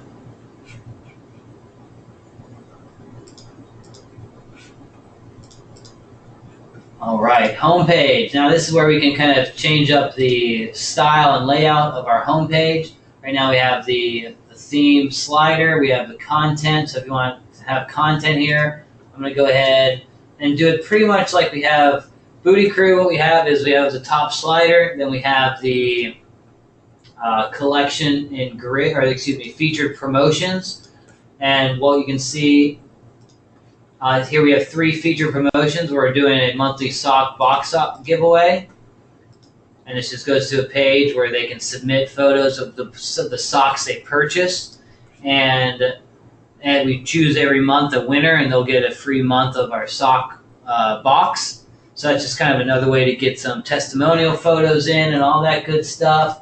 We have it set up to do 10% off with our newsletter. So this again will lead out to our squeeze page. And then we have the free shipping if they have anything over $75, and this doesn't go anywhere. Oh, actually it goes to the homepage. So that's just kind of what we have there. With the Farm Food Life, we're going to actually not even include that. So I'm going to go, I don't want content, I don't want the featured, I will use a collection. For now, we won't worry about our blog or our tweets. I'm going to go collection in grid. We've not created any collections yet, so it's not going to show anything. So I'll go ahead and create one real quick under products.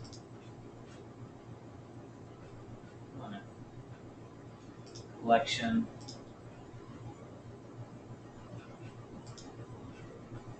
I have to choose that on the next section. So what we're doing on most of these, like Booty Crew, is we're doing a best sellers. If you look at 19th, we're doing our best sellers as well. We're doing monthly special offers. So for products that are especially priced this month, a little different. So we have 2 different special collections there. So let's go ahead and we'll do fan favorites. And we can manually select these. Right now we have no products, so before we move on, let me go ahead and upload a product so we can do all our editing appropriately and stuff like that. So add a product. We're going to start with our farm sign, so I'll just go ahead and grab this sign, copy pretty much what we got here.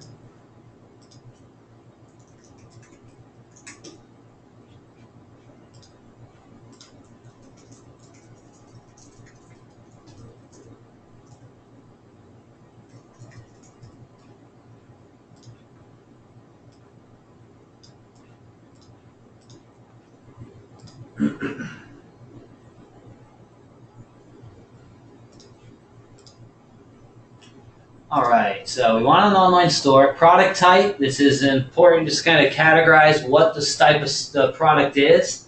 You can use this later on in kind of creating collections and creating Facebook advertising audiences and all that type of stuff. DPA ads, I use product type to specify, or excuse me, I use vendor to specify. So in this case, we're going to say sign. You can go home decor. You do whatever type of style. With 19th, we have t-shirts, we have jewelry, we have home decor. Vendor, Farm Food Life. If you're using multiple vendors, you can do that. Tags, we're going to go, this is a cows, farm animals, signs. So we can use these tags to create collections that are going to automatically add those products in. It's another way to organize your store appropriately. So let's say cows. So product tag is equal to cows.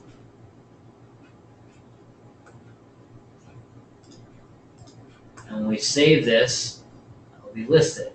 So we're going to price this $34.99, usually $49.99. You can charge taxes if you want, like we mentioned earlier. I typically don't. SKUs you can use if you have certain fulfillment, keeping things organized on the fulfillment side. For now, I'm not going to worry about that. Inventory you can track. If you have an unlimited stock, then don't worry about tracking. But if your fulfiller can only fulfill 100 a month or whatever, then maybe you want to keep track of that so that you don't oversell. So I'll do 100. Weight, I'm going to list it at 1, so it's in that $4.95 range. That's what we'll be charging. And this does require shipping. Now these signs come in red and black. So I'm going to go ahead and add variant. We're going to go with color, red, black. Different SKUs if you want. And then here we have the SEO. So if you want to change the SEO from, it automatically will use the title and the description. But if you want to have it something specific that has like keywords or something like that, then this is where you would change that. Say product, we can view that sucker. That's what we're looking at thus far. So let's not forget about the black version. So we want to save that image as well. Money cow sign looks good. Let's come into here. There we go. We're going to add that black version.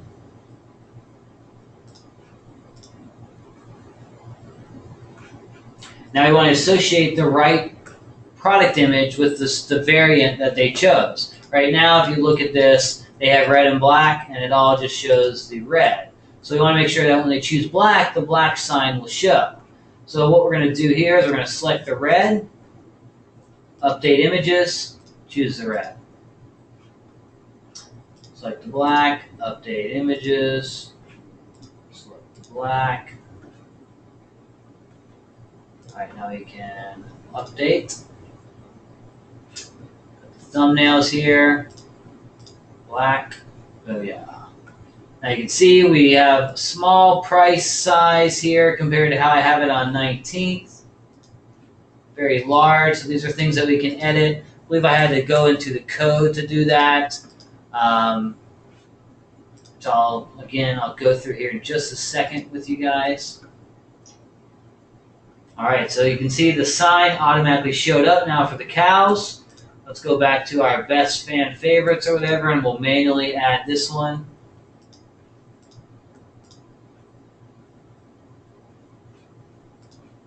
All right. Now we're back into the customization. We have collection and grid. That's all we want to show up so far on the home page. So this is all products just showing automatically. Slideshow. This is where we're going to have the large image here. Enable slideshow, position behind menu. Yes, looks good. 6 seconds. I only want one image. We don't need to actually have a slideshow. I just want that cover graphic. So we have a 1280 by 600 pixels. Actually grab just a farm photo here. That will save.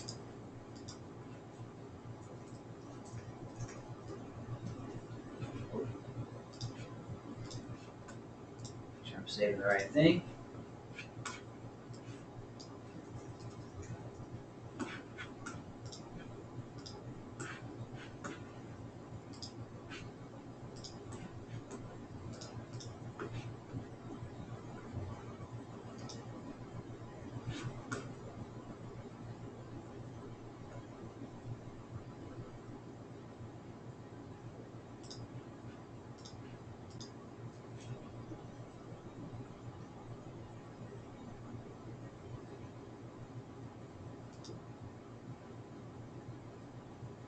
I don't think that went through. Try that again.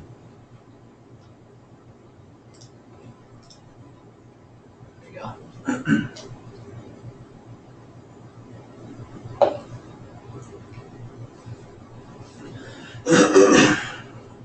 All right, now we can change the text.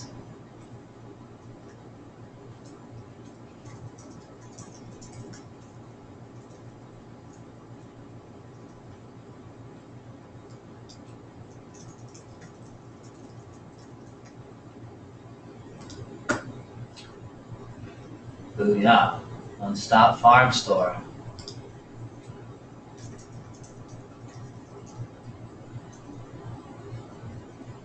Something Yeah, dumb. Looking much better. And I'll come back through and edit all this. We want to think about our text color here, especially once we have this kind of in place. You can have the slideshow going if you want multiple graphics rolling through. Nothing to worry about right now. Save that sucker. Okay, now these are in the Retina theme what you can edit to have the rest of the store type of show up. So featured promotions, this is where I would edit the things that have those 3 boxes show up on Booty Crew. So these 3 right here. We turned that off, remember here. We did do the collection and grid. Here I want to go ahead and we're going to choose fan favorites. So I'll change that. And if we want like the monthly specials, we would create that one. Maybe we have the second collection be cows. 3, we'll go with 4 products per row. Got the sale banner going there. We can turn that off later if we wanted. Looking good. I'll go with just 1.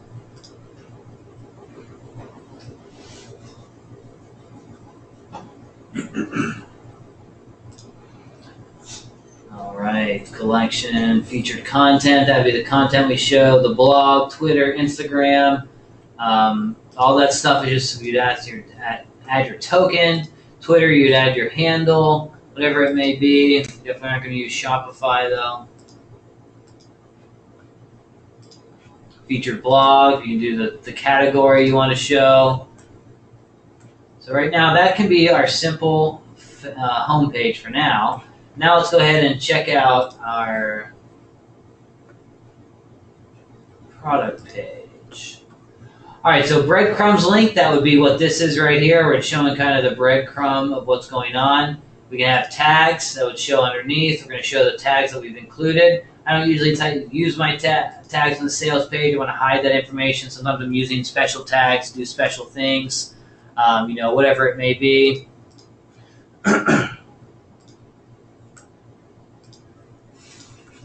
Let's see, vendor, not going to worry about it. SKU, no. Collections, nah. Related products. Now this theme does come with a feature where it'll have related products that you can have set up. You can even have it where you set up and it shows specific products from collections.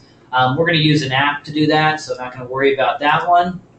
Enable back in stock request form. So that is something that happens if you have where we have the inventory of 100 on this product. If all 100 sold and we have 0 in the inventory, then instead of the add to cart or buy button, what will show up is an email form that allows them to be emailed whenever we have something back in stock.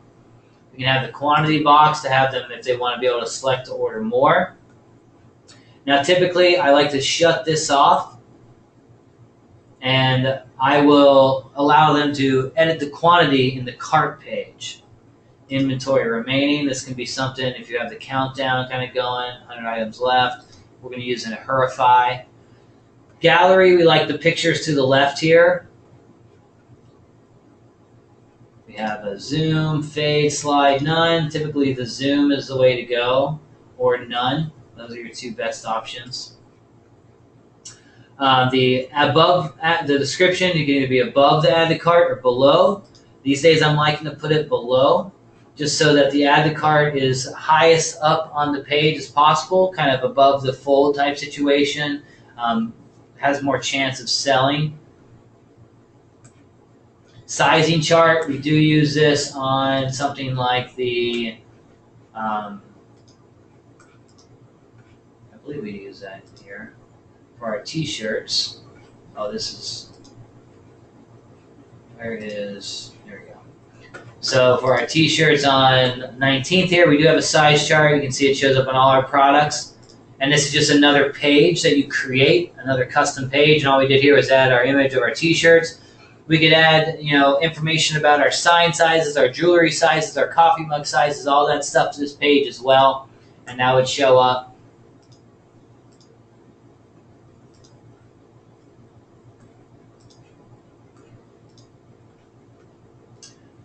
page looks good for now. Collection page. This is where we're going with the shop. Collection page sorting, the title, sale banners. I do like those. Quick shop. With this theme, quick shop has always been a little bit of a time lag for us, so we're turning that sucker off typically. I like to go 4 products per row. Mobile 2 is fine. 48, with our booty crew, we saw we had some slow load times. So it might be something that we want to cut down from 48 to 24. I believe it's just our image sizes, our quality. So we need to cut down the actual file size, which I'll show you guys in a little bit. Our cart page. Now in this case, our cart is going to be a drawer. It's going to slide out here. So it depends on the marketing style that you're going about. Recently, I've been going where I cut out the drawer here and I had them go straight to the add to the cart page. So I'll go with page instead of drawer. Shipping calculator, no thank you. And so what that does, as you can see here, buy now, boom, sends them straight to the cart page instead.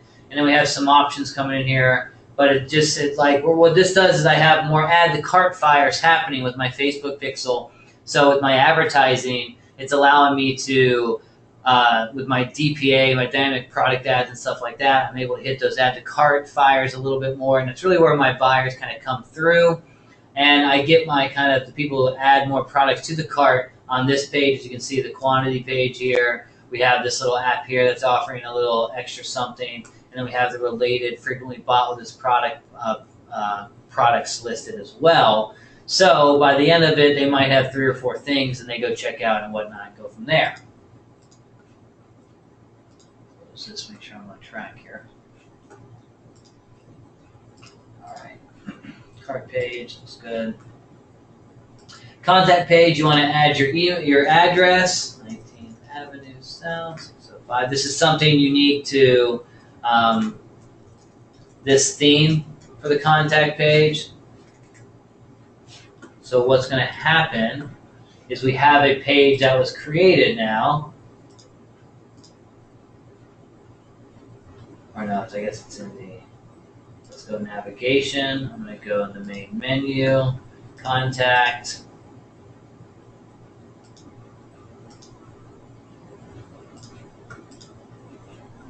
All right, now I'm going to add a page, contact us, and then the template, here we go, page contact. All right, navigation, add that in.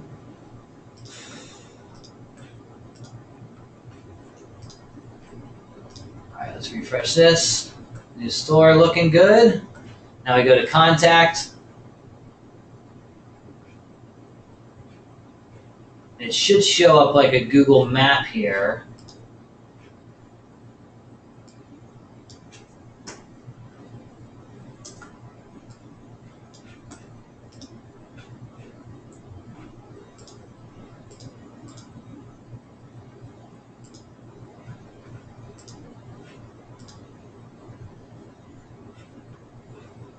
See, this one is working. It might just need some time to get that in there, but this is what it will look like on the contact page. So it shows them exactly where we're fulfilling or where our office is or whatnot for them to contact. It's bothering me. South National 13722.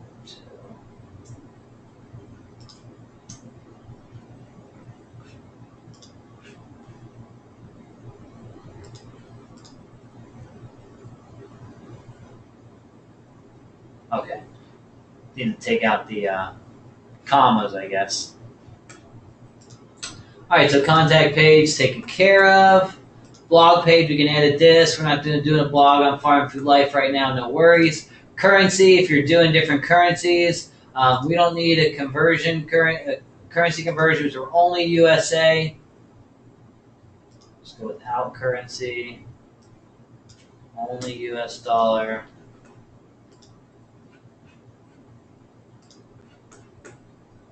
Pop up. This will be a pop up on the front page if you want to do. Not going to do that one either.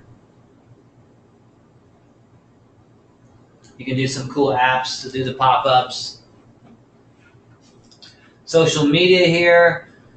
If you want them in the footer, it'll show up social media icons here, and the header will show up here, and then on our pages here, this will be what it shares through. So I don't have Farm Food Life Twitter set up or anything, but what we'll do is just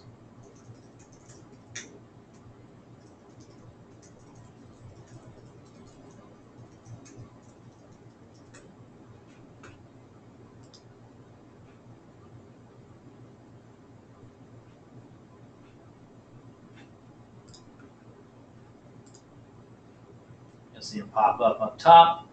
So you got the Twitter and the Facebook. Pinning.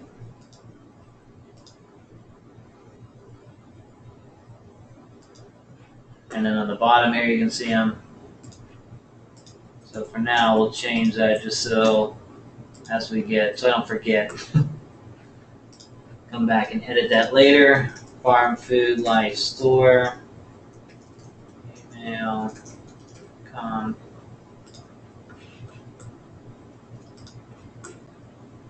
And then our checkout. So on our checkout, I like to use a custom banner, whereas on Booty Crew, I haven't made one yet for this, or for Farm Food Life. But if we go through,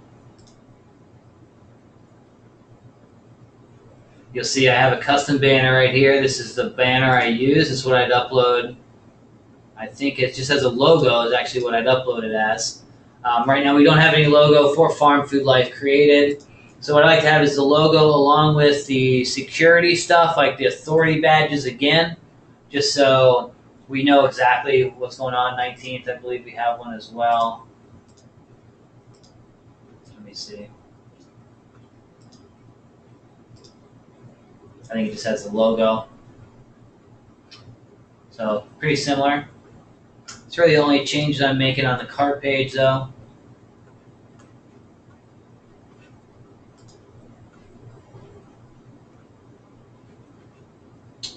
All right, so I think that's it for as far as the simple setup changes. Some things we need to do is, we'd want to change our language where I want to change the add to cart to buy now. We want to edit our size of text and things like that. That can all be, a lot of that can be done in the typography. For image size and things like that, you might need to go into the coding as well. So let's go ahead. We'll go into theme options. Actually, we'll go back to the theme page. ... Edit HTML and CSS is where you get into the coding. So if you don't know much about coding or anything, don't worry. I mean, it looks complicated as can be. Talk again to a developer to make simple changes. This will be, $10, $20. You can have someone come in and change the different things that you need, like whereas with 19th and Booty Crew, I believe, if we have it set up. You can see I have really large red text here showing up. I like that price to be very big, so we're going to come in, and it's usually within the style sheet. So the style styles SCSS.liquid. And in here, this is pretty much the style of your entire website. So the sizes, the colors, and different things like that cannot be edited in the normal customized theme section. This is where you come in and find that to change that. So if you do know a little bit about coding, you can change all that pretty easily. Your header stuff. Again, a developer is very simple to do to change that. We want to go ahead and definitely add in, let me see what I'm missing here. We've got our trust badges we want to add in, so under the buy button. So let's go ahead, and what I'll do, save image as trust badge 1 PNG. So I'll just show you some quick editing here. All right, so we want to add it in underneath the add to cart button here in between the description. So we need to find that in our product page. So liquid is pretty much the language that Shopify uses. The theme here is pretty much global across the entire website. So anything you change here when you're doing the Facebook pixel manual installation, this is where you would be adding stuff in. Shopify has now added the integration, and now we have a lot of great apps to really make this easier, so that's nice. We're going to go to product.liquid, and we're going to find that below the cart, or that add to cart button. So we got include social buttons. I think let's just kind of rolling through, looking for what. Find the product images left. This has our product images, collection, handle, variant, product sidebar, no. Product description, top. So if settings product description is above the add to cart, this is the stuff that will go on. We're in the add to cart is the bottom. So we've got if product description blank.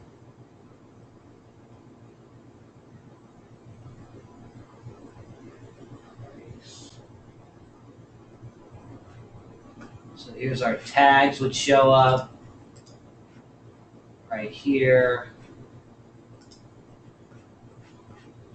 I guess before I do this, I need to add that graphic to my files. So I'll go into settings, files, upload file, trust badge.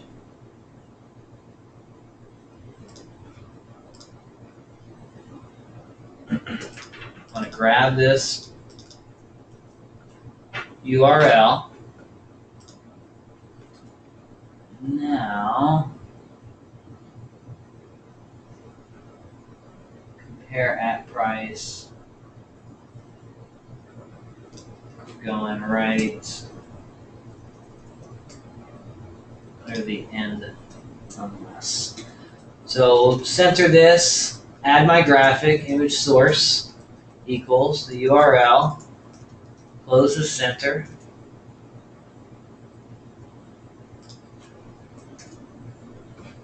I think that's us.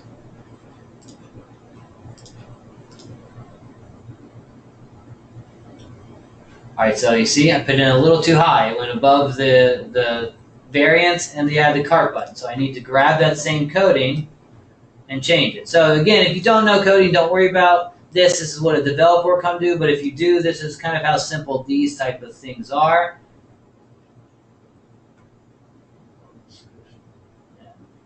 Display collections, tags, type, social buttons, product images, sidebar.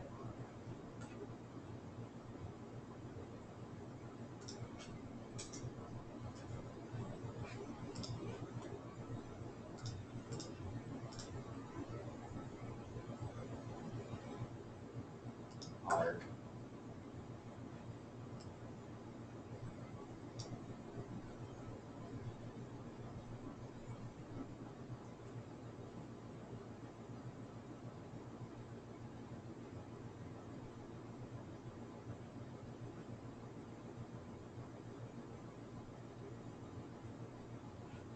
That's what I'll do.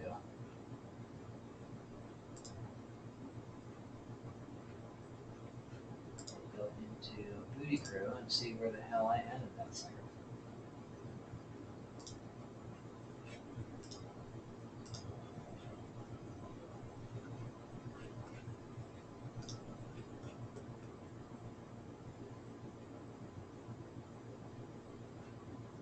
Alright, so I added it under the unless collection handles coming soon.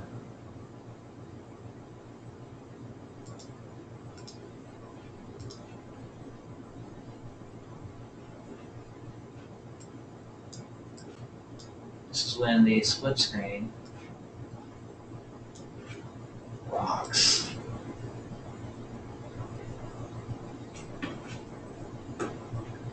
Notify and unless.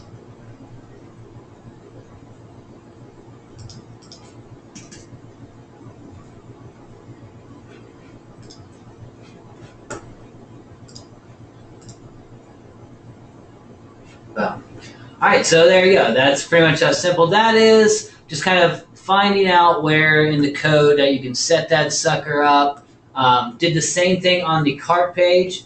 We put it right under the checkout. So if you look at 19th here, have the same thing going there. Booty Cruise the same way. So we can go, let's go to cart, just do the same thing real quick while I'm at it, so I don't do it later. That's not the right one. Put down silent.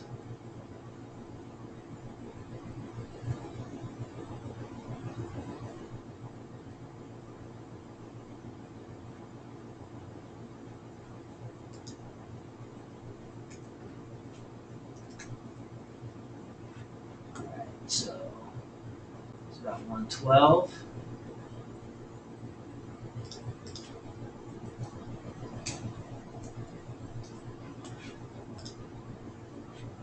Save. Let's go back. On the black one to cart 2.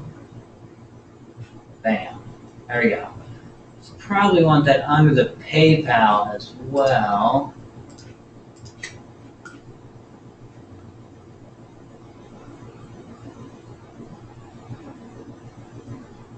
Additional checkout buttons.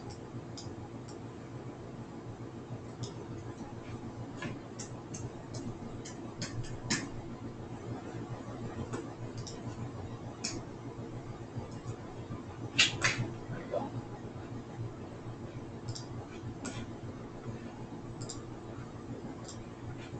That should drop under. Boom.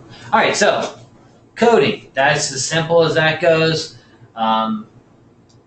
Don't get too worried if you don't know anything about that. Just wanted to show you guys some simple edits and how you go about it and what you look for if you're going to hire a developer going out. I had someone ask there, Aaron asked earlier if I'd be able to give you guys my developers and whatnot. The guy I use is kind of my guy, so he's not really available for others. Honestly, it's every time I need some side work done that he can't handle, I have to go through the same process as well. It can be tough to find a good one, but really ask around and find others who have used developers in the past. It's kind of how I always do it, just kind of post in the group and stuff. You can see a few of the past posts in the Kingpinning group of people who have had custom Shopify themes done, and they'll usually call out the guy who did it just to kind of show, yeah, this guy is great or whatnot. So definitely look for those posts and just keep your eyes open as people say, oh, this guy did great work for me or whatnot. So that's just kind of how I found them. All right, so what is there? A few more things I want to show you before we finish off here. We want to get into the language. So for one thing, we want to change add to cart to buy now. So in the themes again, the triple dot, we're going to edit language. Now here's where we can change the words found on certain situations that pop up on your website. So a page not found, you could have, oh, sorry, the cows aren't grazing today, or something like that. Be niche specific, kind of fun. Login form, submit, enter, all this kind of normal system type of stuff that goes on. We're looking at, I think products, looking for add to cart. So add to cart, let's go with buy now.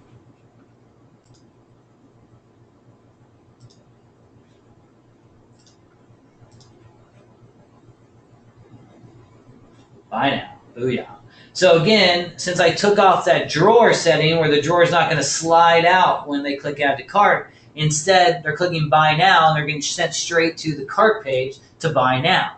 So it kind of has that whole marketing system, the funnel in place I'm trying to go, and that's why I do that language. Now something I want to do, and I'm going to do on my other stores I've not done yet as well, is go into the CSS of this, again that style sheet I talked about in the coding, and we're going to change the size of this font. Where you saw in those themes earlier I showed you guys, very large buy buttons, like this, but the font was much bigger. So I'm going to go and make that buy now button really stand out, as well as the pricing. As you can see, kind of on 19th, we have that large font for the pricing, but still the buy now button is not as large. So we're going to go ahead and put about that same size in the buy now, make it really pop. All right, guarantee newsletter sign up, about us, checkout, cart, sales page, about us, blah, blah, blah, blah, blah. I think that's it for edits. Now what we need to do is go ahead and add some apps into here. So here's some apps coming on. Now for anyone who's wondering, do I get this mind map or whatnot, it'll be in the same spot that the recording is. So where you signed up to join this webinar in the members area, that's where the recording will be. That's where this mind map will be. That will be the ecom checklist. Let me write these down just to make sure too. Ecom checklist will be for you. I'll have that kingpinning discount for the out of the sandbox. Just information there. A few other things. Maybe some of these images I'll include as well, like this trust badge, coupon code, mind map. Okay, so we'll go through. I won't add them in the Farm Food Life right now because they cost money when you add them in. Sometimes you get free trials on a lot of stuff, but I'll go through each of them on the Booty Crew to show you what's up. I might be missing a few on here. This is from 19th. Now, Directed Edge Product Recommender. This is what is going to give us the recommended products on each sales page. So you can see we have two different styles of related products being shown. We have the frequently bought with this product. So this is kind of going by collections or tags and whatnot. So this is showing other animal socks right now. Sometimes it'll show only other cow socks. Two of them are cows. Then it also pulls from the animal collection. I also like to show recently viewed. I will show here on the product page. We also have it on the add to cart, on the cart page, where we have customers who bought this item also bought blah, blah, blah. And it's showing the same type of standard. So let's go ahead and I'll click into that. You can see some of the editing here. Landing page, I don't have it on the landing page. I have it on the product page where we have the related products, like I said. They're recently viewed. I have it on the cart page where we have just the related to the items in cart. You can edit the appearance, how many you want to show, the sizes, the wording that you have as the titles. You can come in and edit this as well to change the layout and whatnot.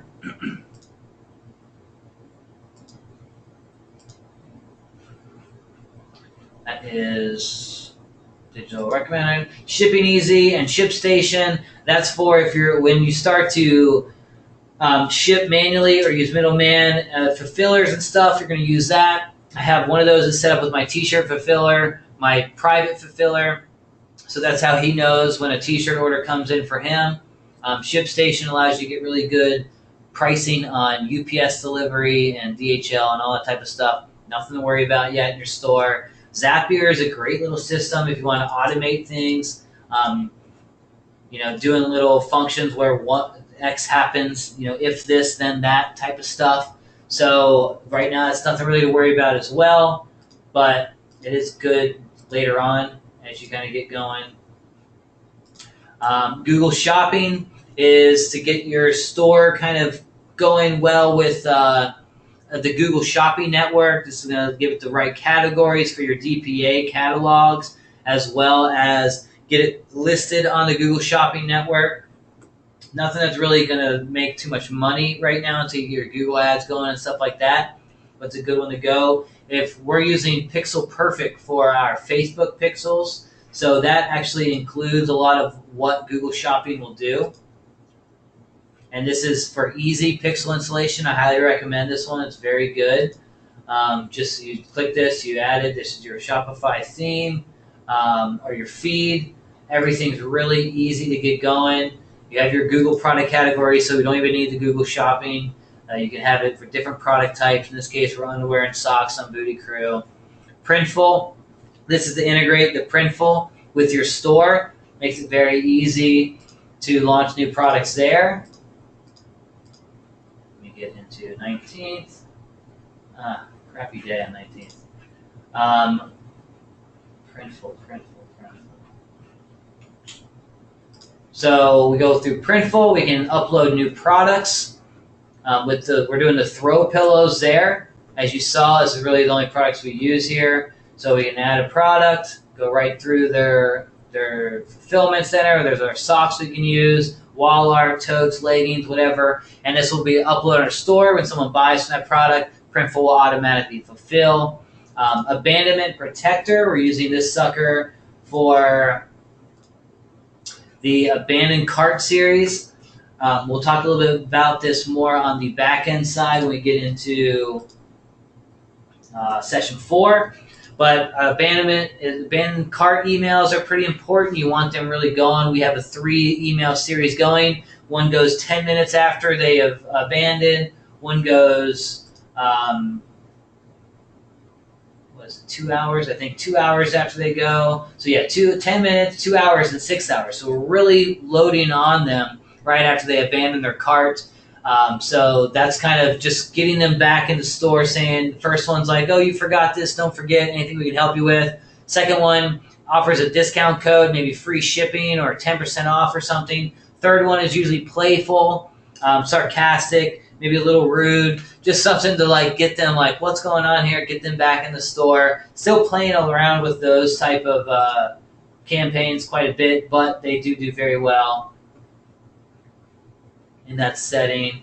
Lucky Orange is something, you definitely want something that's going to attract viewers on your site. Lucky Orange is something I'm using recently. I don't have that on Booty Crew yet, but it just pretty much gives you a live show of what's going on. So Lucky Orange. It records viewers that are on your site, tells them what's going on. You can go recordings. These all people have viewed our product. You can see it's kind of a crappy day. People just viewing one order. Here's an add to cart. We can watch, see what's going on. Guys, the Cow Whisperer, you see them where they're clicking. Oh, he likes the hoodie. Oh, very cool. Blah, blah, blah. Seeing anything that they might be missing, really where they're going to, something that's, might not be working. Gives you a good idea of layouts and things that you might want to test out, where they drop off and different things like that. You can speed through if you want. Page 2, they went to the cow collection.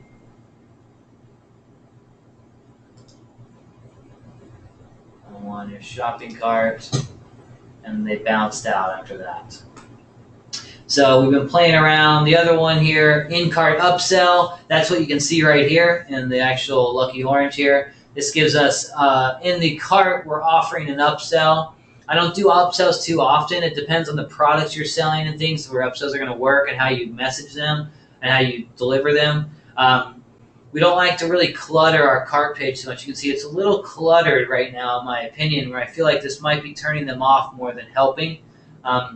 It does say there in the stats that we're getting a lot added, but we have been losing a lot of people from our cart page recently. So I feel like it might be the clutter going on here. Also might be the clutter on the bottom, but really we're going to test that out here using Lucky Orange to see which one of these is causing more of a hassle than help. We have Rare.io, that's our buyer email system. So on the prospect side, when you saw the Booty Crew newsletter, we're using ClickFunnels, and I'm using Active Campaign here to collect emails. And that's just the prospect side, so that's going out each week. I use Active Campaign with most of my email list. And then when it comes to Shopify buyers list, we're using the Rare.io. So that just allows you to really easily separate campaigns into people who have bought certain products, who have taking certain actions on your store and whatnot. Clavio is another good one that people really like. It costs quite a bit of money though, especially after you start to get a lot of users. You're looking at a couple $100s a month, whereas Rare is only $50 a month, and it's not a problem at all. An active campaign, we pay like with all my lists, I'm paying like $200-300 a month. That's including Kingpay and everything, so it's thousands of people. Where Clavio does have good integration, does have good little funnels, but it costs a ton of money. AdBeagle is something, actually a demo product that someone's let me play around with, so that's nothing to worry about. Looks was that visual review system that you saw on 19th. I used to use Yotpo, but recently, Yotpo, Y-O-T-P-O, recently I've been playing with Looks because it allows them to add the pictures very easily, as you saw. I do need to, I look at these, we got a few that says these are running small. I got to make sure that all the good ones are showing or whatnot. So that's a cool little app there. Minifier, this is what's going to allow you to shrink your file sizes of your images. Like I said, we've got the Booty Crew site is kind of loading slow. You can see the graphics taking a while to load. So that might be because I haven't shrunk the size of these actual graphics. Not the like physical dimensions, but the actual file memory size. So we can use Minifier to do that in one click of a button. That costs, you know, $20 to $50 to do a bunch of images. You could also go to something like I think it's Tiny PNG. Yeah. This would be manual though. So we would take something like grabbing that, holy shit. If we got the pug socks here, we would grab that manually, come in, drop it in Tiny PNG, went from 200 kilobytes to 50 kilobytes, and you download and you would upload that to the store. So that's one way to kind of minimize your file sizes. I'm just going to spend the $50 and do it with Minimizer. Purify is another thing we're really testing out here on a few products. You saw it on the right here. So you can have certain settings. Hurry, only 17 left in stock. Has a countdown timer. You can change this message quite a bit. Make it a little different. Change it up. Stuff like that. Perfect Pixel is the Facebook Pixel thing I talked about. Custom Plex is another demo product that you guys don't have available to you yet, but this will allow you to. This is a cool one that I'm playing around with from a vendor. Hit me up the other day. And it's something that allows you to have them add customized text and images to your shirt. So if you want to have like a name campaign or whatnot, you can have them be able to add that into the product on your Shopify store, kind of like what Gear Bubble's starting to offer on their merchandise. And then viral style fulfillment for our fulfillment there. So, guys, that is pretty much it. I feel like my voice is about to go right now, so I don't have much more to say other than let's hit me up with some questions. I'll go through what you guys have done. That's pretty much the foundation of creating the store. Went through the farm food life, but the rest of the campaigns, the rest of the workshop, I'll be talking about Booty Crew exclusively. Farm food life is still on the back burner right now as I get some things kind of moved around and rolling. But right now, definitely let me know what you guys have to ask.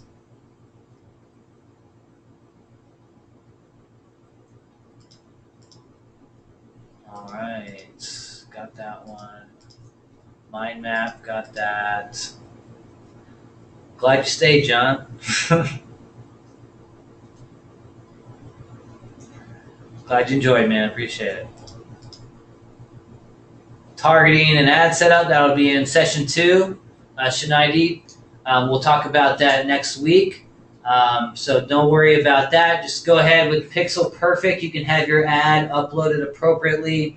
From there, I'll talk about catalogs. We'll talk about launching new products. We'll talk a lot about Facebook ads. Don't get me wrong on that. It'll just be a small percentage of exactly everything we're talking about in this workshop. Because I will get into other social media platforms. I will get into Amazon. I will get into Etsy and eBay and a bunch of other stuff with traffic. So. What do you set your products at retail? Do you work on 2 times or 3x cost? That's up to you. I honestly like to do about a 10x or 20x if I can. The higher you can charge and get them to pay, the better. So those $1 to $2 dropship necklaces, we're charging 20 to 30 bucks sometimes, and people, if they like them, then they're going to buy them. So that's the thing there. It's not really too much of an issue as long as they're going to pay for it. Just make sure that you're covering your costs, you're covering your shipping costs, all that type of stuff, and make it so that you're making a good amount per sale. Well, really, the goal is we're going to make these front end sales. Okay, you can hear that's Lucky Orange, that doorbell sounds. Anyways, you want to make that front end sale, and we're trying to at least break even or make some money. But really, we're trying to get to where we're selling higher end products, and we're selling things that are going to make larger margins. So if you can start off with a higher margin and still make that money, and things like jewelry and stuff, you can get away with that a lot more, where you can charge higher. But yeah, it's anywhere that's going to make you that. I want to make at least $10 profit on a single sale after ads, after materials, after shipping. Nice. Love to hear it, Garth. Thank you.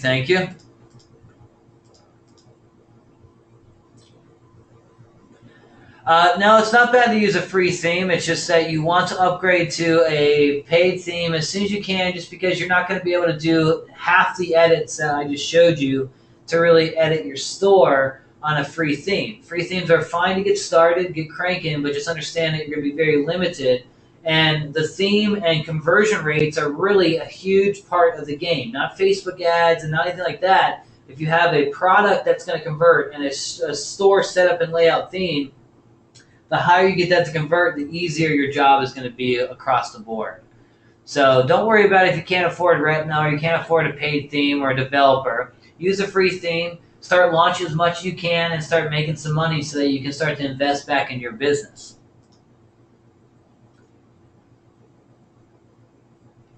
Right now, all the products on Booty Crew are drop shipped. Every single sock here is drop shipped. We're going to start off when we start to store our own products and ship them ourselves is when we start to do the box offer in session 4 and session 3 when we start to private label. So we're going to utilize that box offer deal to get our first private labeled product sock line in place, get a middleman fulfiller, because I don't want to fulfill any of these myself anyways or store anything in my office.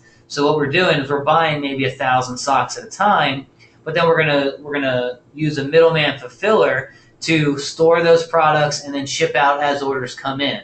So that will be something we do later on. Right now, these are all drop shipped, and everything on here is drop shipped. And we'll start to do the custom merchandising with the Printful to get things started and kind of working things around. But we're drop shipping all these to really see what type of socks sell, what people want to buy, and all that good stuff. How do you charge taxes when I live in Canada? It's really kind of just up to you what you want to charge on taxes. Really, if you charge for taxes, it's not going to cut your tax bill down or up or anything. It's just kind of like you're just charging more. It's, you want to talk to your accountant about how taxes work in Canada and selling to U.S. residents or something along those lines. You want to know the specifics there. You're going to be taxed for the revenue that you make. So if you're charging $15 for a pair of socks and then you're having to pay the buyer pay that 8% tax or whatever, then it bumps up, 80 cents or whatever it may be. Then what you're really doing is you're just revenuing $15.80. So you have to pay taxes on the $15.80 either way, the same rate that it would be before. So how you charge taxes on others is completely up to you, and I don't think it would really affect how you're going to have to pay your taxes in either way. LLC is the way to go when you start out. When you start getting employees and such, you switch over to an S corp. Definitely, if you want to, have a U.S. address or whatnot, yeah, that would be the way to go. With all these kind of tax questions and stuff, it's absolutely imperative that you speak to an accountant, because I'm not qualified to kind of cover these type of questions. I only know kind of the baseline of it. I don't want to know anything about that stuff, honestly. I have 2 accountants that I hire and have full time, and I just let them deal with all that mess because for years, I didn't do my numbers like correctly at all. I had no idea what's going on. And I apparently was losing a lot of money because I had an LLC when I had employees for a while, and they switched me to an S corp. So all that stuff, you definitely want to talk to a lawyer or an attorney, or an accountant, to be able to just make sure the specifics on how to do that. There's lots of people in the Kingpinning group as well who are international sellers that are doing this on a very high level. So they might be great to reach out to. Phil Cipriano, if you guys know who he is, he has a group of his own. He's a good friend of mine. He's someone you want to reach out to. He lives in Canada, sells to the U.S. often, so he would know the specifics on all that stuff. Just kind of what you want to do there. With free themes, you're going to be able to make plenty of money. You're going to be able to do very well with free themes. Don't think that's going to be a holding point back where you're not going to make any money. I've done thousands and thousands of dollars using free themes, but you're going to be able to have better conversions, and you're going to be able to make more money for the same effort when you start to go paid themes and customized themes. So kind of the route of the transition is free themes to start. You have no money. You're making some money each month, and you buy a paid theme. Then you're making more money every month, and you hire a developer to customize a unique theme to you alone. So that's kind of the route you're going in. Right now, I'm just starting to get my own custom themes rather than just buying the Retina theme. So once we go from there, I won't be just another standalone Retina theme that you see all the time these days. So don't worry if you can only do free themes. Have I used boost sales or something along those lines? I have played with those. I've not ever really seen much advantage to them with my products that I sell. Typically, you may get larger cart sizes, order sizes, but the overall conversions will drop quite a bit. So I'm not making as much money as I would in the past. So these are things, every store is different. Every product line is different. The way you deliver those upsells is completely there. When it comes to t-shirts and stuff like that, though, it never really worked very well for me. For the farmer store, that's probably going to be a little different because it's a different product style, different product line, different things I can match up a little bit better. We're 19th, it's t-shirts across multiple niches. It's a general store, so it's very hard to really offer them the right product a lot of the time. So it never really helped. Also, we're seeing with that in-cart upsell, we're having a lot of people drop off at the cart page. So that might be the same type of scenario going there, where that add to cart upsell is kind of an issue. But there's something to test out. I know a lot of people that do very well with boost sales and a lot of people that do very well with upsells. SMAR7, S-M-A-R 7, the number 7. That's a really great app for upsells if you want to do upsells. So any of those are very good. All right, I live in India, but I have put a fake U.S. address in the store address with Shopify settings to show my product costs in U.S. dollars. Will this cause a problem? It probably will in the long run. You want to get that legally set up appropriately. For now, it's fine, as you're not making any money. But as you make more money, what's going to happen is Shopify is going to start looking into your store. They're going to look into the specifics. They're going to make sure that you're a legit business. And, you do $100,000 in a month, they're going to look into what you got going on. And if they find out that you're a fake U.S. address, then they're going to want to know the details on that. And if that's not a real address, then you're not a real business. That's going to be a problem for them. That's going to be a problem with Stripe. So that's something you want to get ironed out. Don't worry about it for now, really. Again, this is something you want to maybe talk to someone who's a little bit more specialized in this field, an accountant, on how to get that set up. I know it's not hard to get a U.S. business license and U.S. address in place. And to be able to sell legitimately that way. I'm not sure on the specifics of India myself, but I know that it is very possible. So the socks on Booty Crew are from different suppliers, and you consolidate them in the website or a single sock supplier. All of these are coming from different vendors, so they come in different packages. They come from different places. They arrive at different times. So it's right now it's nothing is consolidated into one other than they're all consolidated on this one website. Um, as what's happening is I'm using the drop shipping system like how you should if you don't have any success, you don't know your niche, or you don't know where you want to start. You start off everywhere. You throw everything on the wall. You have custom merchandising going. You have drop shipping going. You're doing random niches. You're doing everything out there to see what fits and what works. And then as you start to figure out what's working, then you start to dial in on your fulfillment. You start to improve and increase the delivery things. You work you network with your vendors and you make a relationship there, and you start to get those middleman fulfillers in place. So what's going to happen is I'm drop shipping all these socks on the Booty Crew store, and as we start to have our monthly box offer go out, we're going to have maybe 1 or 2 unique type socks come out every month for the next 6 months. So what that's going to do is in 6 months we'll have 10 to 12 unique socks all of a sudden.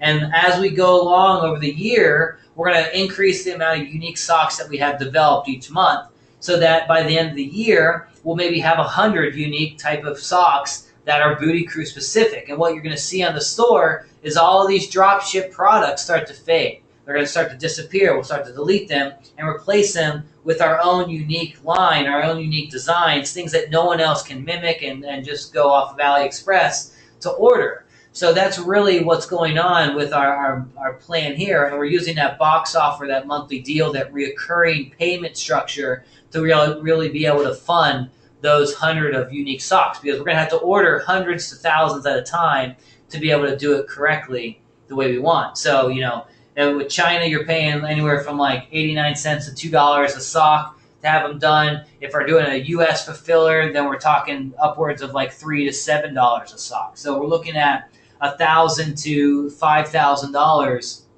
every unique sock order we want to do. So that's something we have to forecast and budget out. With the drop shipping, we don't have to freaking worry about any of that stuff. So we just we make money and then pay for it. So we're not losing up front.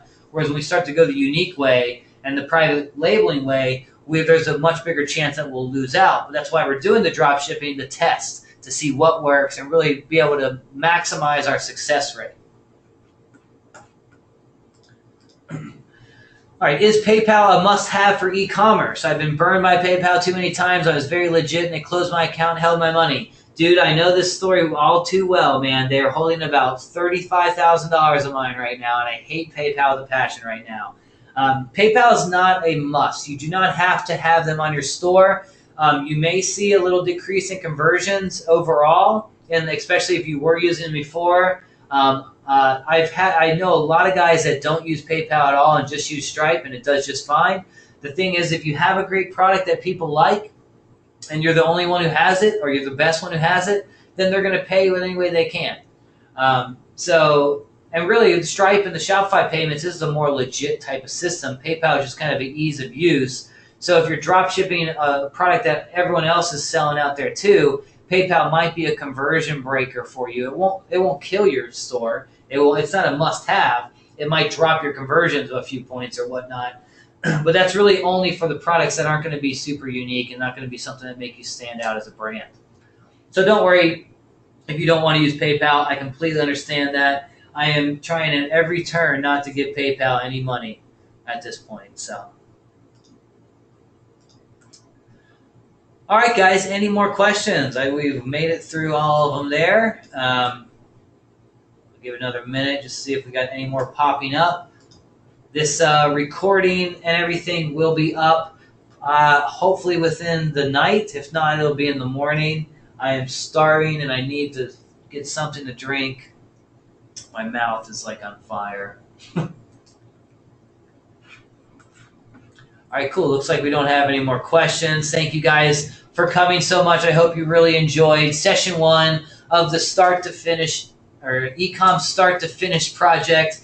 We're going to be diving into traffic and marketing generation and all that good stuff in session 2. And really about halfway through session 2, you're going to be at a whole new playground where everything up to this point and until about the first half of session 2 is stuff I have touched on and covered on some front before. Crushing e-commerce course covered on a little bit, but everything past that is going to be really unique stuff that I've never really shared with anyone before, and a lot of stuff that I've not dove into super intensely myself on some things, like Crate Joy and stuff like that. So it's going to be really fun to get this Booty Crew launch rocking on all fronts and hopefully have a lot of success stories with you guys. Now, if you guys have any questions or comments or anything, feel free to hit me up through email. You can add a comment in the member section of session 1 there. And as I said, we'll have this recording up for you shortly, as well as the mind map, the e-com checklist, and all that other good stuff. So guys, once again, thank you so much for joining me. I will be talking to you later. Have a good one.